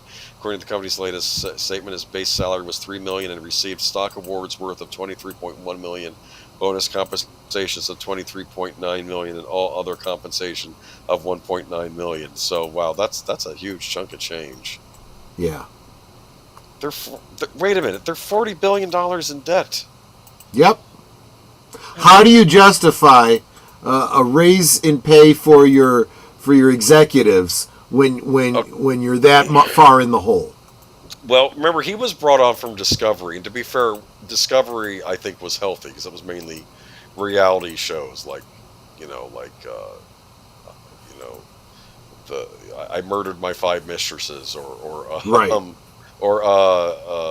you know, house repair, home Exactly. shows and stuff like that. So relatively cheap to make, I think, compared to like major movies. Right. Remember, we were expecting like fishing shows with Jason Momoa's Aquaman hosting like a. We did make that joke. That's right. I remember that. None of these CEOs need millions of dollars paychecks. Well, I don't, especially not. Well, unfortunately. I would go. Let me refocus that a little bit. Rather than none of these CEOs needs millions of dollars paychecks, it's not about what they need. Have they earned it? If they've earned it, doesn't matter if they need it. Give it to them if they've earned it. But they haven't. That's the key. Will they relaunch the SWAT Cats and Captain Planet? They might do that on Adult Swim. Justice Friends on Cartoon Network. like as a yeah, I don't know. All right, moving on to. Fortunately, there have been some layoffs at Warner Brothers Discovery. Gee, cable TV. Seems almost as if those two articles kind of go together. Warner Brothers Discovery, as its cable TV business continues to shrink and viewership falls, has made targeted job cuts across the linear. Do you still have cable TV? No, you got rid of that yet. No, I do not. Everybody's cut the cord. Yep. The media conglomerate's linear TV business includes TNT, TBS, CNN, Food Network, Discovery, TLC, Cartoon Network, and Turner Classic Movies. The layoffs affect well under 100 employees. A source familiar with the situation told Variety. The source added that no particular location or network was impacted more than others. The cuts, like those of other pay TV networks affected by cord-cutting declines, were aimed at Warner Brothers Discovery's ongoing goal of operating more efficiently. Word of the layoffs in Warner Brothers Discovery Cable Group comes after Disney cuts its headcount by several hundred employees this week, affecting staffers in TV, film, and corporate and finance. So Disney's been laying off too.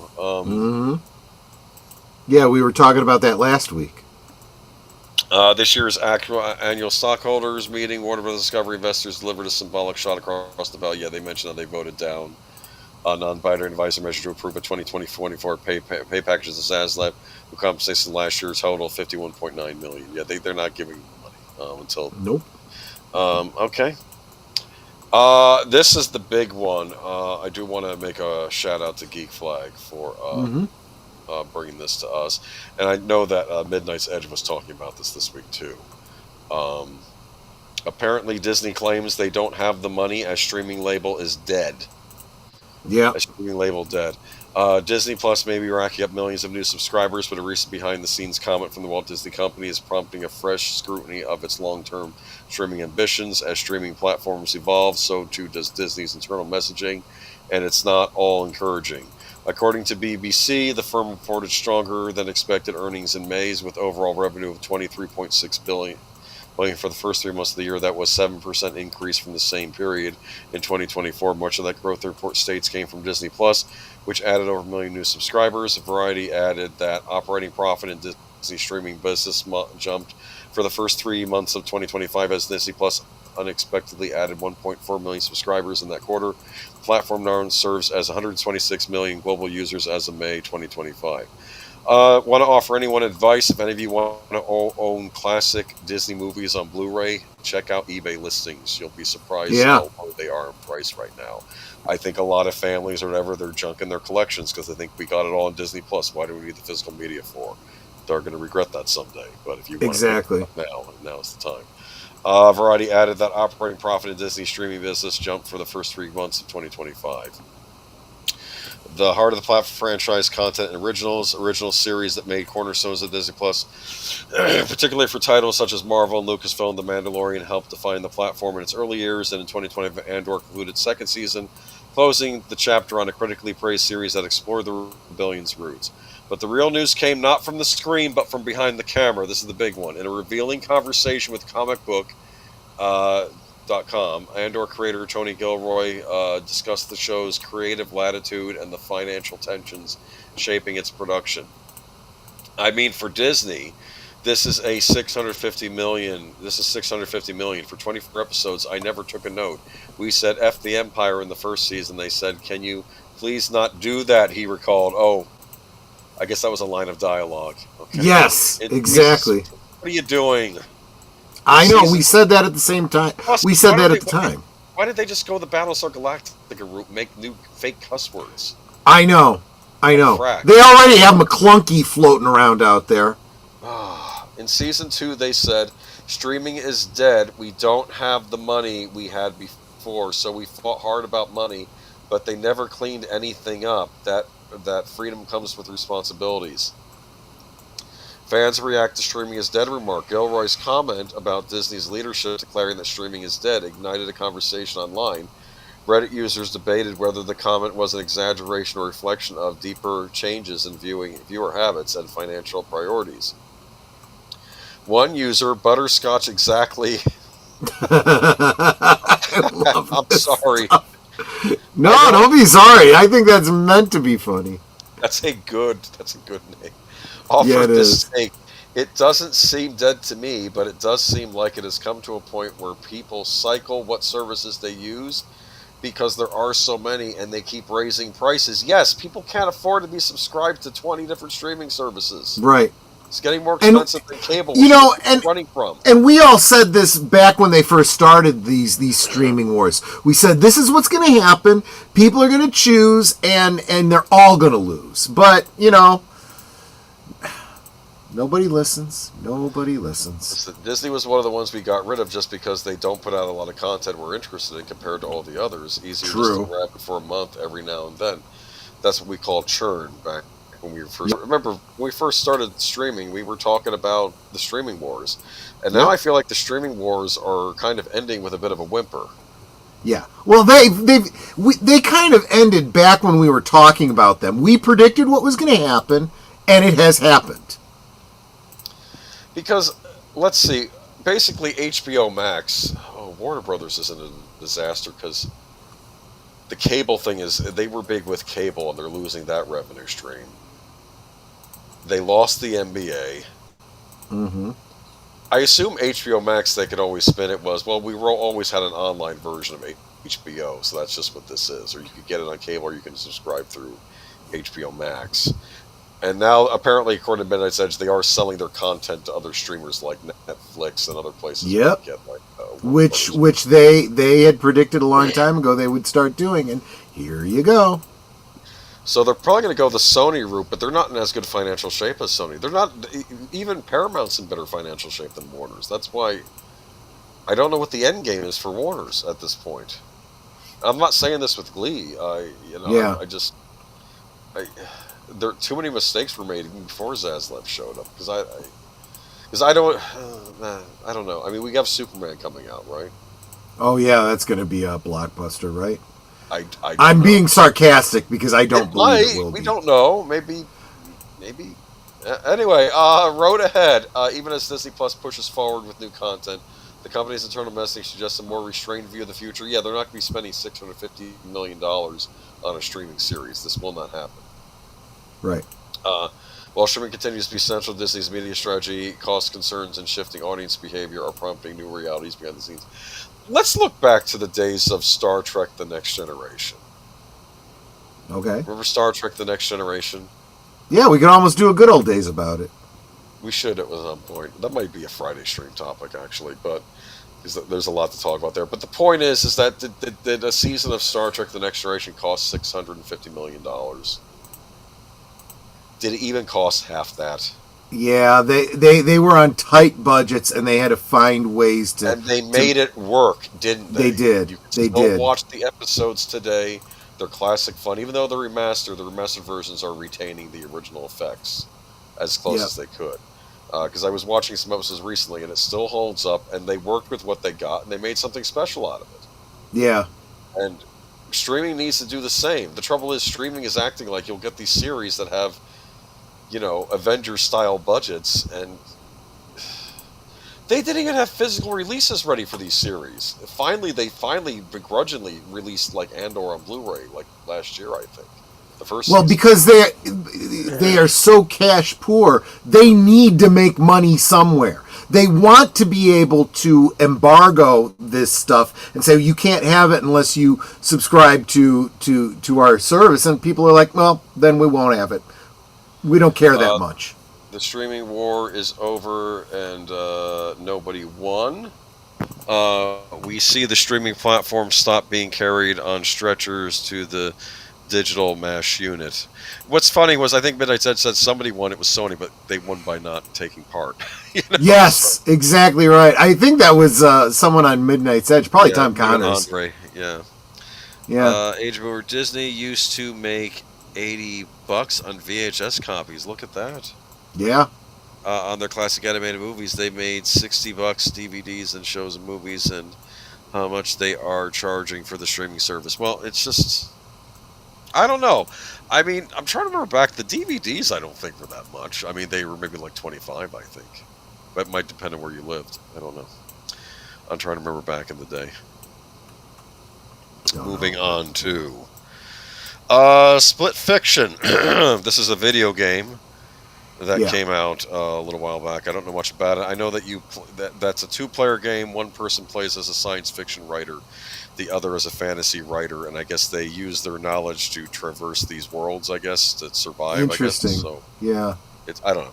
But the point is, Sydney Sweeney is apparently a producer on Split Fiction movie, lands at Amazon.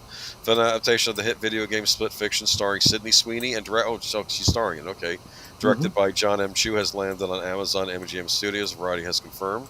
As Variety first reported last month, along with the news of Sweeney's casting, the actress signed on to the project March 6th, the day the game launched. And Chu directing the script for the movie is being written by Deadpool and Wolverine screenwriters Rhett Reese and Paul Wernick, from developer Hazel Light Studios and publisher Electronic Arts. Split Fiction blends fantasy and science fiction, following a pair of authors, Mio and Zoe, who become trapped in the worlds they wrote. Written by director and Hazel Light Studio chief Joseph Fares and Sebastian Johansson. Split Fiction is a co-op adventure game featuring gameplay mechanics involving split-screen combat, platforming challenges, and differing abilities for each character. So I'm assuming that Sydney Sweeney is probably cast as Zoe or Mio. Sounds right. I wonder who's going to co-star with her. Who would you co-star with Sydney Sweeney? No idea. If I'm looking put Dakota Johnson in it again. No, I'm kidding. No, better still, the one who played Dora the Explorer, because she was. No. I'm looking at these pictures and assuming that Sydney Sweeney would be the blonde girl on the right. Yes. How about that girl from the Wednesday? Oh, yeah, they could cast her. I'm forgetting her name, but that's okay. It happens when you get older. Because we're brain's gonna be Swiss cheese in 10 years. Okay, exactly right. Say what her name is. Wednesday. She's also in the Scream movies. Jenny Ortega. Yeah, Jennifer Ortega. Yeah, exactly. Or Jenna Ortega. That's what it is. Yeah, that's right. Oh, yeah. Oh, you're right about that. The special editions did cost money, Jesse. Yes, you're right about that. I remember I paid more money for the Chronicles of Narnia DVD that Disney released. Remember when Disney actually released Chronicles of Narnia? Wow, how the company has done a 180. Yeah. Exactly right. I did want to say, though, that biggest Christian thinkers in history. Yeah. Go ahead. this particular article really does underscore something I've been saying for a while, and that's that this girl really she's a producer on everything she does. So everything, she's got a vested interest in it, and she's making bank. So she's probably a lot smarter than people would have us believe. Not that I ever thought she was dumb, but well, yeah, I've seen nothing about her to imply that she wasn't very, very sharp. But yeah, she knows what she's doing, and she's making hay while the sun shines. She's going to do very well financially. She will be able to retire very comfortably. And speaking of someone who will not be retiring very comfortably, Victor Frankenstein there. This is the new trailer for Frankenstein drop this week, which of course is not being done by Universal Studios, because why? I don't know. Universal, please. I feel like they've... Well, now I'm starting to believe that they are putting all their focus into their epic universe, and whatever lore we're going to get out of them is going to come out of that. Kind of like how Pirates of the Caribbean spinned off. Exactly. I think that's exactly right. So, but in the meantime, we do have a Netflix Frankenstein trailer that just got released. I don't know if you had a chance to see it. Looks very impressive, I'll say that. And it looks so impressive, people are complaining, why can't we get this released in theaters? I know. When it comes to producing exclusive movies, Netflix in a way cannot win. If the streamer makes a lousy movie, the project will be criticized for its quality. If the streamer makes what appears to be a fantastic movie, the company will be criticizing for not releasing the movie in theaters. Call it Roadhouse Paradox. Does that have to do with the Amazon Roadhouse remake, which I didn't see? I think so. Yeah. The sweet spot, it would seem, is to release movies that are perfectly watchable yet mediocre, which coincidentally Netflix does quite a bit. On Sunday, the streamer released the first teaser trailer for director Guillermo del Toro's longtime passion project take on Frankenstein. The prospect of yet another adaptation of Mary Shelley's classic novel might seem wearisome, as there have been nearly 200 filmic versions of the tale already, yet the trailer below looks absolutely stunning and hugely cinematic. The film stars Oscar Isaac as the Mad Doctor, Jacob Elordi as his monster, and Mia Goth as Victor's fiancée, and features a sumptuous visual of Victorian and Arctic imagery. This has led to fans to pretty much say the same thing. The most upvoted comments on YouTube contend the film, which while its global premiere on Netflix in November, should be given a theatrical release. Some samples, Guillermo del Toro is too good for Netflix. This needs a theater release. And I think we can all agree that this should be released in theaters. Guillermo's efforts deserve it. Guillermo del Toro is for theaters, not for Netflix. All that man makes is art, along with the kind of rather passive-aggressive thank you, Netflix, for continuing to give del Toro a platform. He deserves far greater.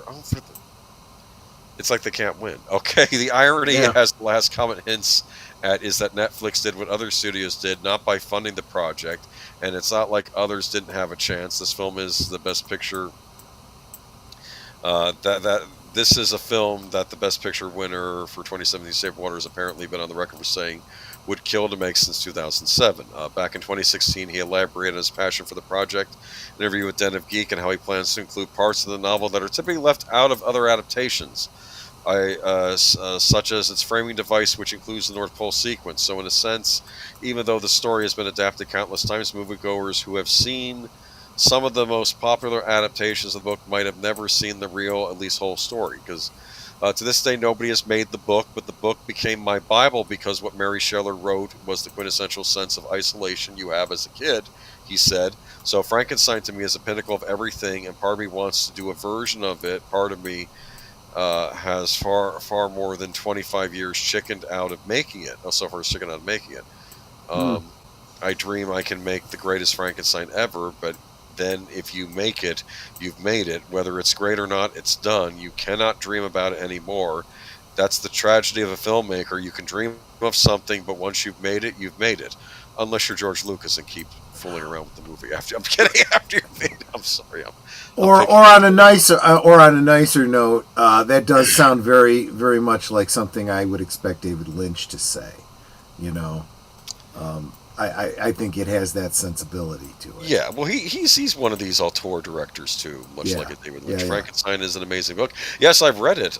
Very kind of dark and depressing in some aspects, though, but very important book. It's another one of those ones that, just like we're doing on Live from Sparkwood in 21, as we look at the works of David Lynch, and I've pointed out how it really does help to view Twin Peaks, for example, in terms of the other works that David Lynch has done, so you kind of know his mind as a writer.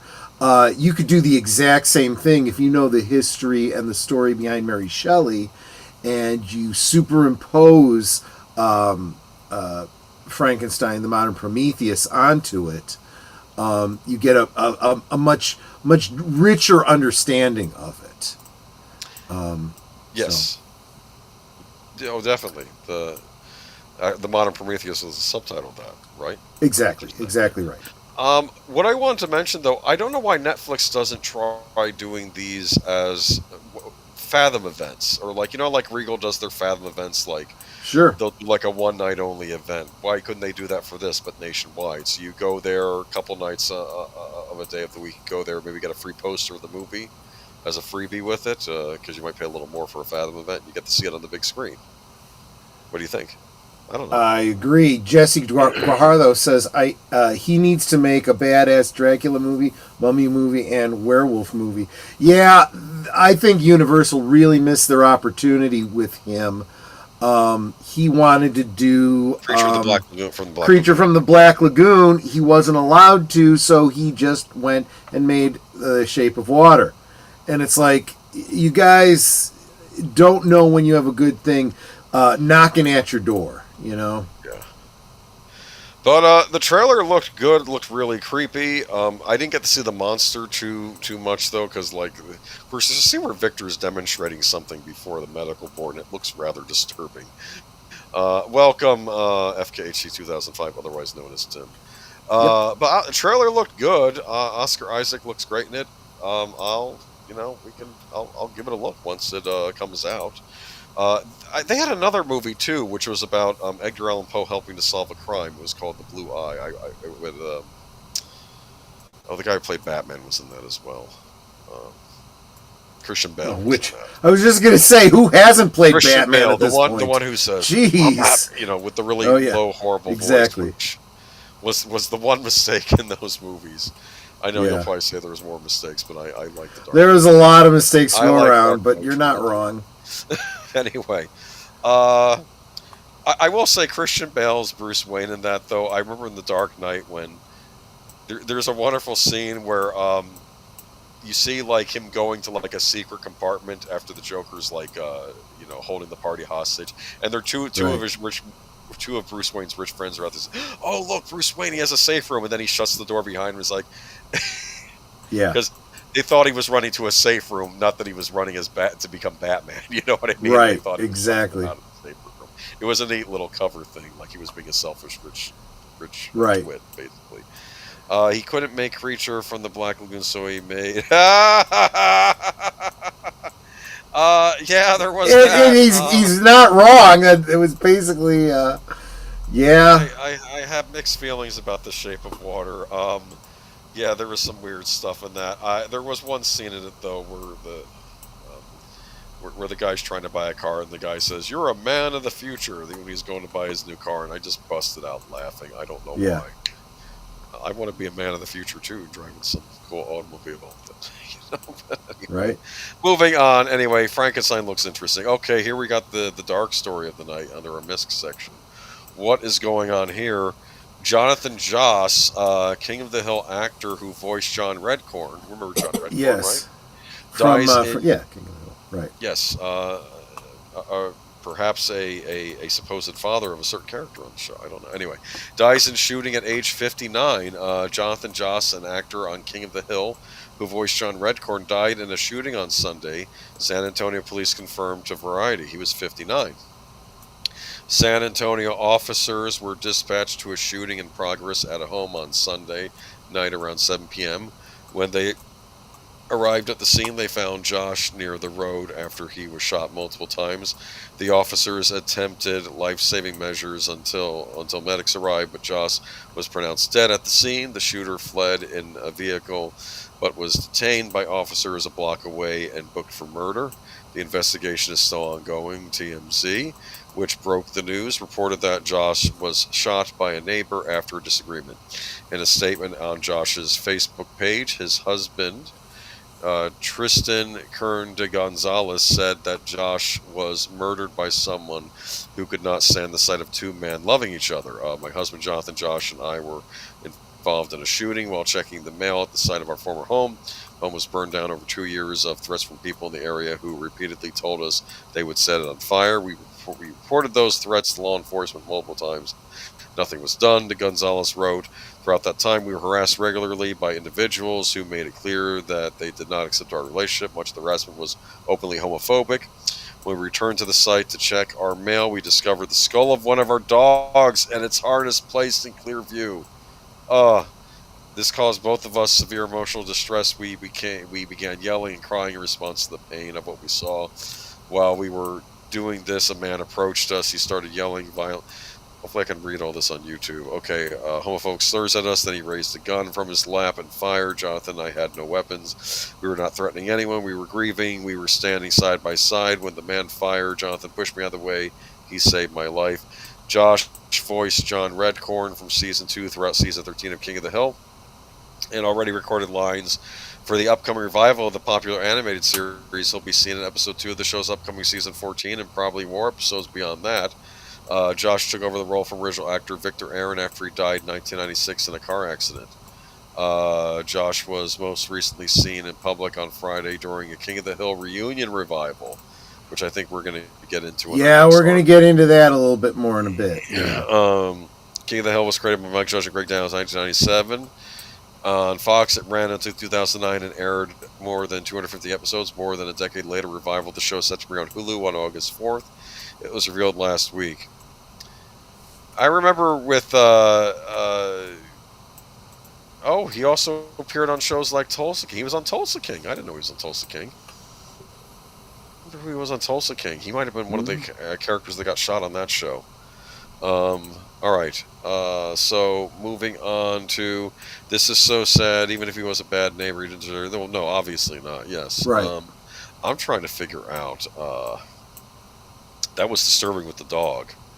Yeah. If if you are objective about this and paying attention to it, you start to go, I'm not so sure that this is the way it's being presented. This definitely sounds like one of those neighborhood disputes that gets out of hand. That I can see, but anything specific.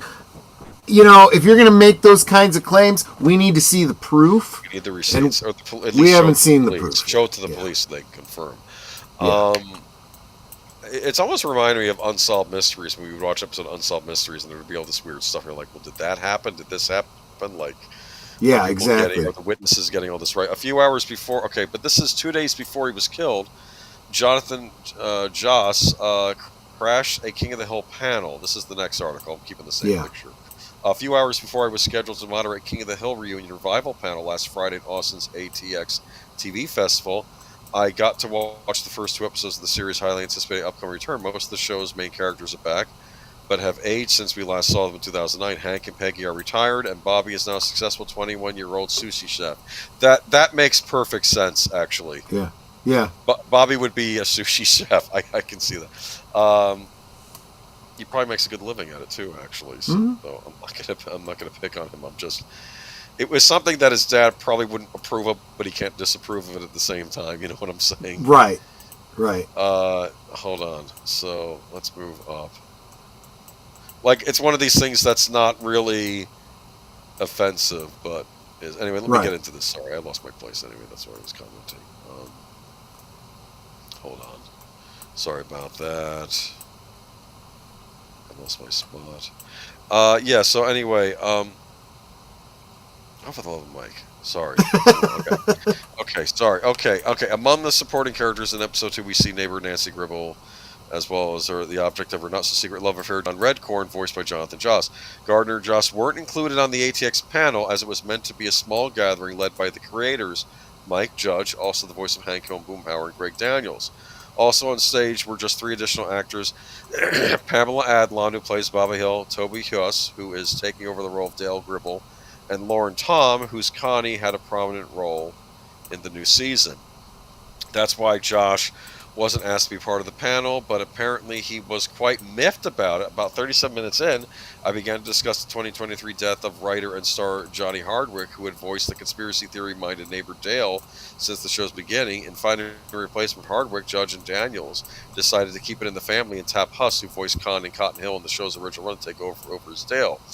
The fact that you guys trusted me to do this voice again is really humbling, Huss said. It's with a lot of love and respect for that guy, because he laid down a lot of wonderful goofball character.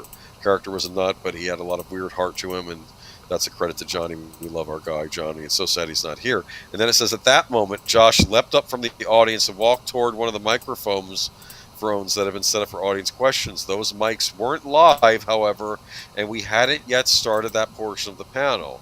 There's Jonathan Josh, who plays John Redcorn, Daniel said, introducing him, and at first it appeared that Josh had interrupted the panel to contribute to Hardwick. You were talking about Johnny, and I wanted to say something about him, Josh said. But then Josh started to refer to what he was told as he walked over to the mic. This young man said, I couldn't stand over here, he said. I guess he didn't know that my land's already gone. He said the mic wasn't going to be used, and I'm an actor. I see a mic, I use it. I see it wrong, I make it right. I want to breathe. Josh referenced his San Antonio home burning down. Our house burned down 3 months ago, adding to the unusual moment at the point someone in the audience screamed out in Hank Hill's voice, damn it, Bobby, because I'm gay. He also quoted one of John Redcorn's songs, King of the Hill. There's a hole in my pocket where the money should go, before going on a few more tangents. At that point, the panel was frozen and the crowd was nervously laughing, not sure how to proceed. One of the panelists let out, to which Josh responded, what? You're doing the same thing, sir. Your mind's full of emotion and real. He then finally made his point about Hardwick. Johnny, he gave you guys a character because he is that character.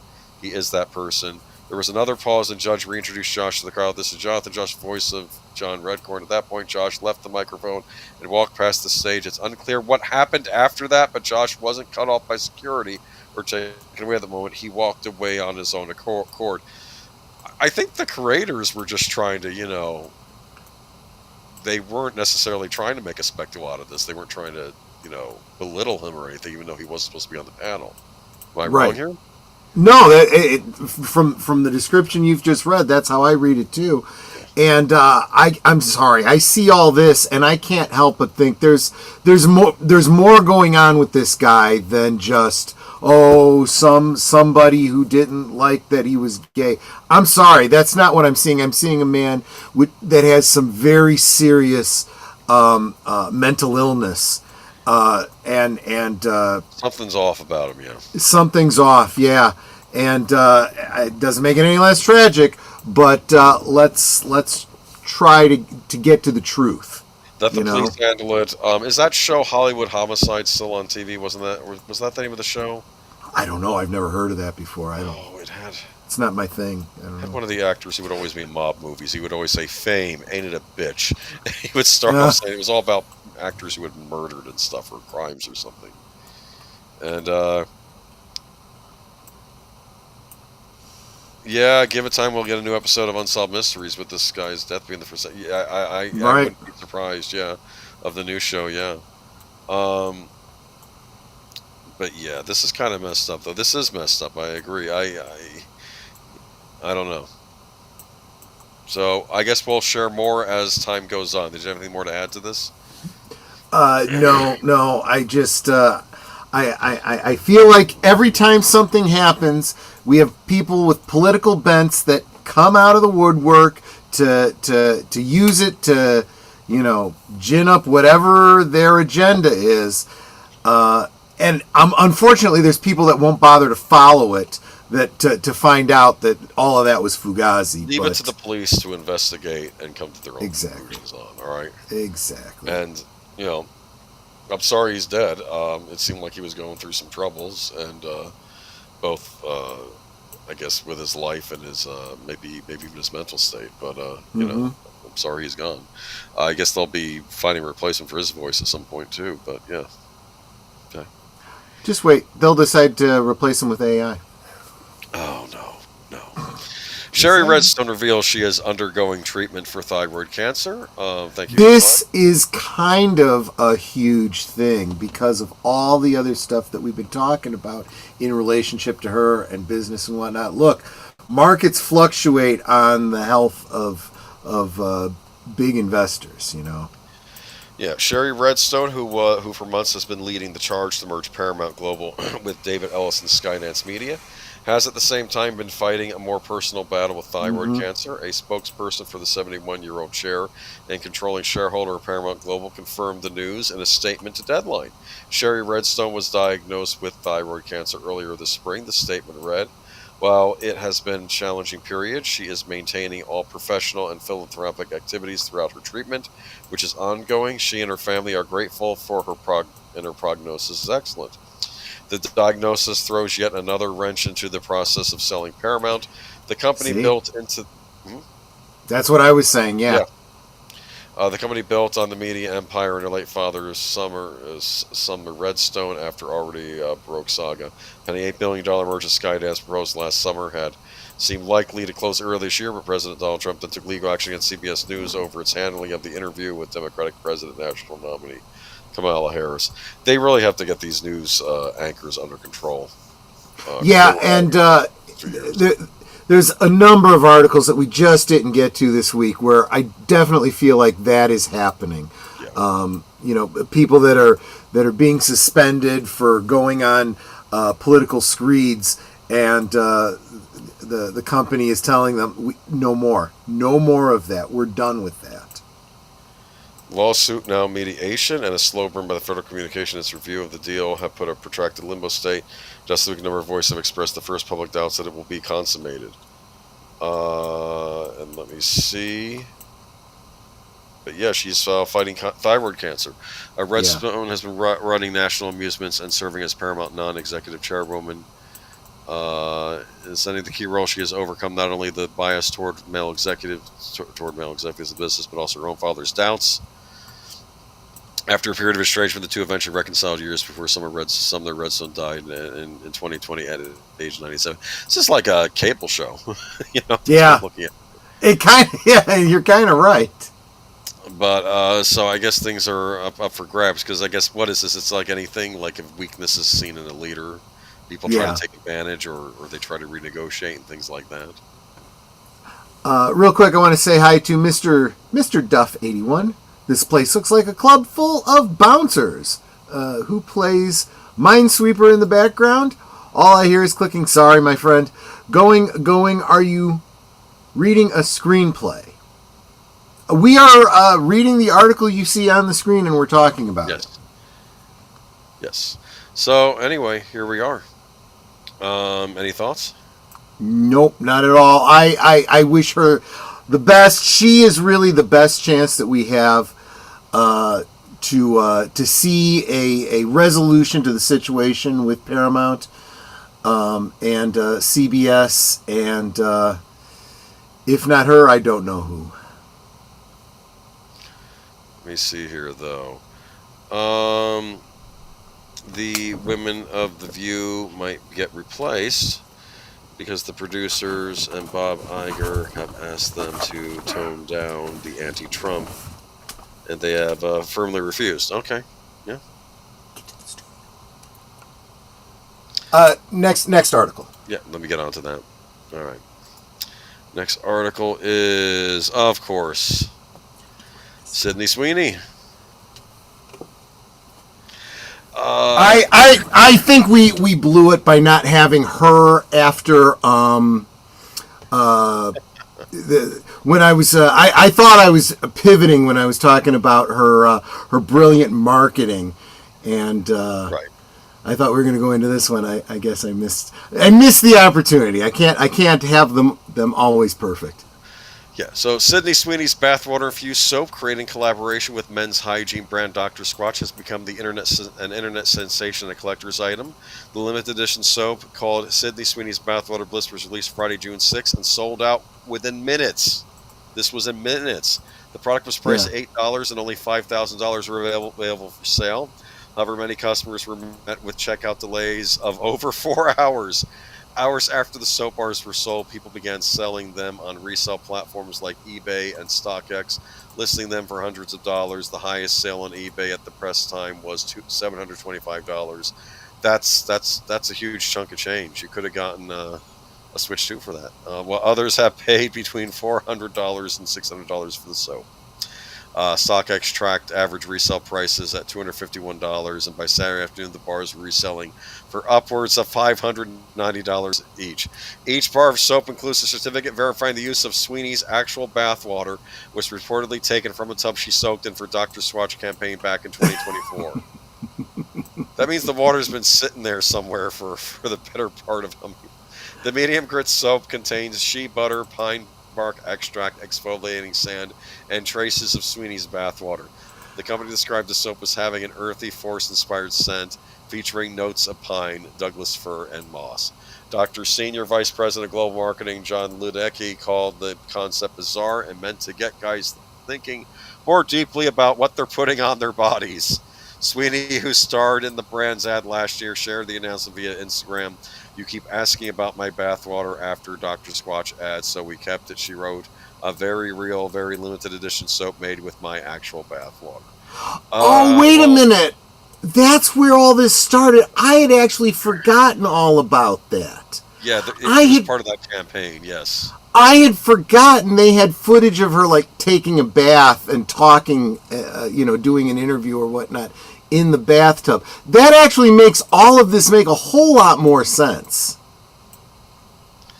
Now there are some low IQ basement dwelling losers who would spend $700 for this.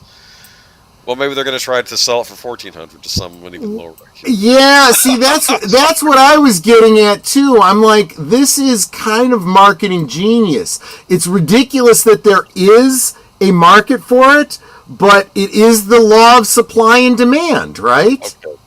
Could you extract Sydney Sweeney's DNA from this? And then maybe perhaps make a clone of Sydney Sweeney from the DNA that was in her bathwater. But then it turns into a Sydney Sweeney that's made out of actual soap and like a talking large bar of soap. I'm just saying. I don't know. I'm thinking of an Outer Limits episode. I'm just saying. Not sure I would drink her bathwater. Don't even. Yeah. Okay.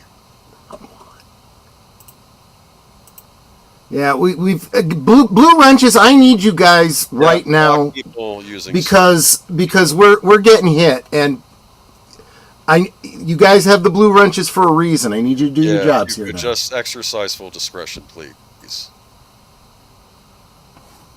All right, moving on to. Yeah, this one. Was that Marc that sent this one? Yeah, inside the true crime hunt for Marty McFly's missing guitar. This one was a shock to me. I had no idea anything about this. And I was like, man, this is a good article. Yeah. When so inside the true crime hunt for Marty McFly's missing guitar. When Michael J. Fawkes blazed through Chuck Berry's Johnny B. Good in the cinematic scene from Back to the Future, he was channeling all of his musical heroes. I sat down with the cinematographer and choreographer and said, I want to riff through all of my favorite guitarists. Fawkes said this week, preparing for his role as Marty McFly in the 1985 sci-fi classic, like doing Jimi Hendrix behind the head, Pete Townsend doing a windmill, and Eddie Van Halen hammer. We laid it all out there. When filming Wrap, the cherry red Gibson ES345 was returned to its owner, Norman Harris of Norman's Rare Guitars Emporium in Los Angeles. It was only when the filmmakers approached Harris to rent the same guitar for the 1989 sequel that he realized it was missing.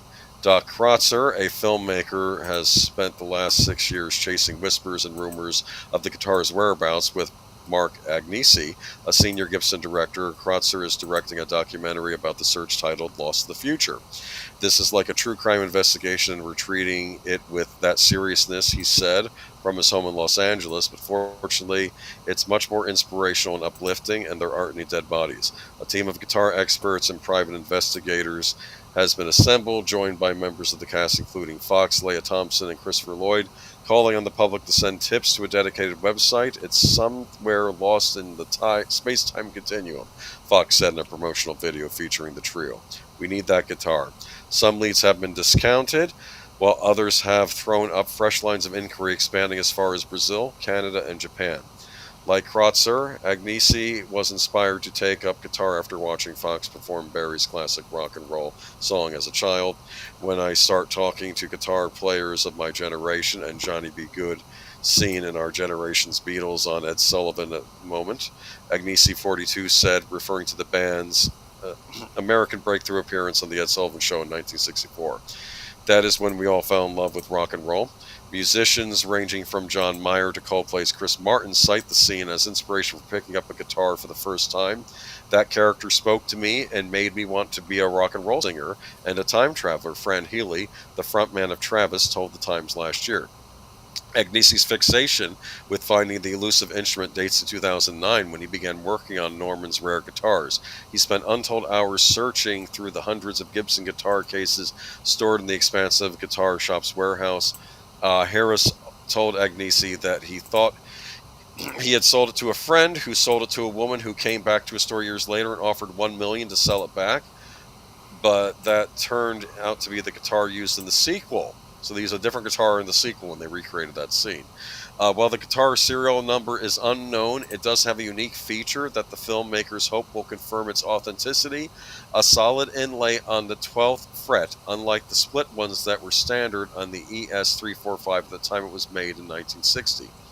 Rock music is littered with tales of guitarists whose cherished instruments were swiped only to show up years later. Sir Paul McCartney was reunited last year with the Hofner bass guitar he used on Beatles hits like Love Me Do and She Loves You 51 years after it was stolen from the back of a van in London.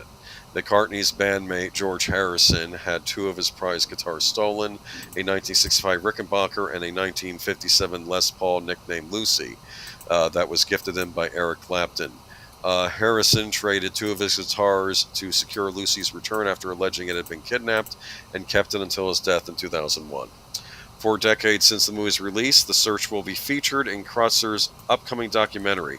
The perfect ending, he said, would be to reunite Fawkes with the guitar, whether that's for 1 hour or forever. I'm impressed with that story. Yeah, that's pretty good. I was like, man, that's really interesting. And it's kind of weird because you often wonder where these things end up, and there's kind of a mystery around it, isn't there? Yep, absolutely. Okay. But I guess we'll know more when that documentary comes out. Looking forward to it now. I mean, it's kind of a good little bit of marketing to talk about this, you know? Yeah, exactly. All right. And yeah, is that the last one? That's it for Geeky Geezers. There we go. That was an eventful stream, guys. I'm telling you, this is what happens as a channel grows. We need to keep an eye out for and the. We have a right to block trolls. whoever we want to block for whatever reason we choose fit. Leave the channel if you don't like it. Yep. Well, we'll leave you. Yes. We'll leave you ourselves. That is not a problem. Pretty lenient, but there is a certain. But if you do have a blue wrench, guys, I give it to you because I'm hoping you are here to help me out with that kind of stuff. Yes. If as a community, we've got to pull together to weed out people like that. Yes. But I did tell you there is a channel that is they are on me. They are on me. There's a channel that's literally talking about my channel and ripping on it. I don't even go there. I only know about it because someone else told me about it. Because I have blocked that person on every format. There's some messed up, sick people out there. Yeah. All right. So what we got going on this week? Well, I have. No, not tonight. There is no reserved seats for deleted scenes tonight. Tomorrow's members' night at the movies. I'm sorry, I didn't get the poll up, so I'm just going to make it executive decision. We're going to watch the movie Vision Quest. I love that movie. I find it very inspirational, so I hope that's okay with you guys. You guys go ahead and if you are a member, I will have the link up tomorrow. Definitely hope to see you there. Let's see.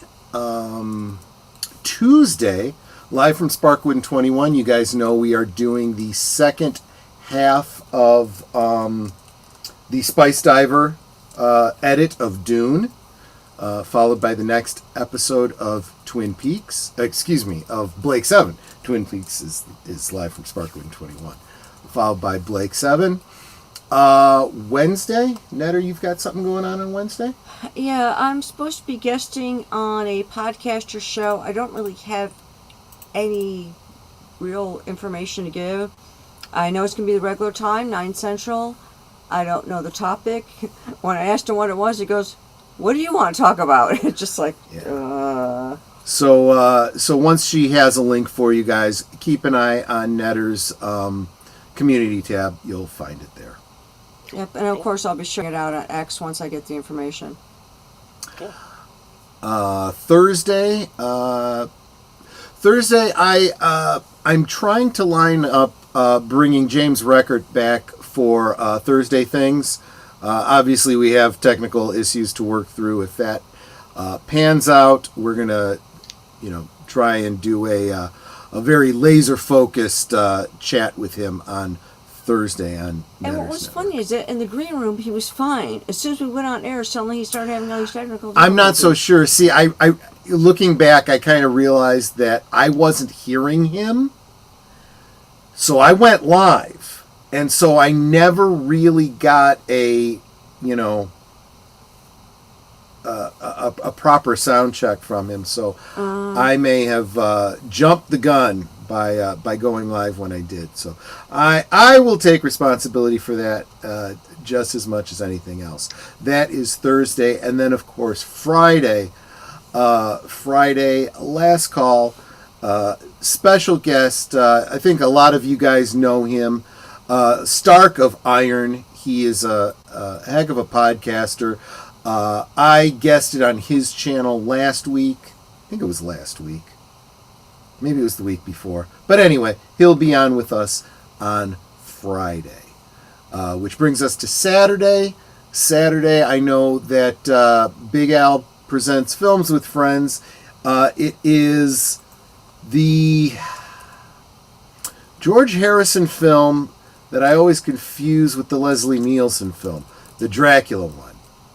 Love at First Bite. That's what it is. Love at First Bite on Saturday.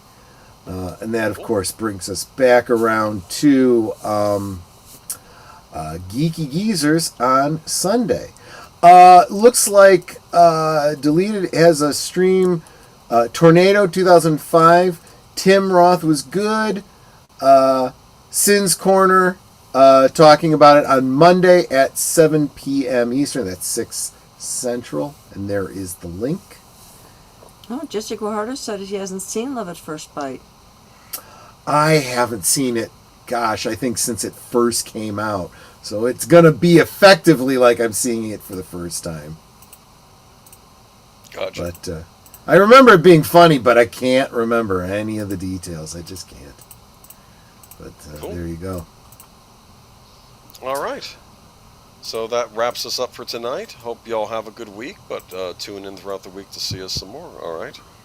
All right, guys. Take care. See you on the next one. Catch you later. Bye-bye.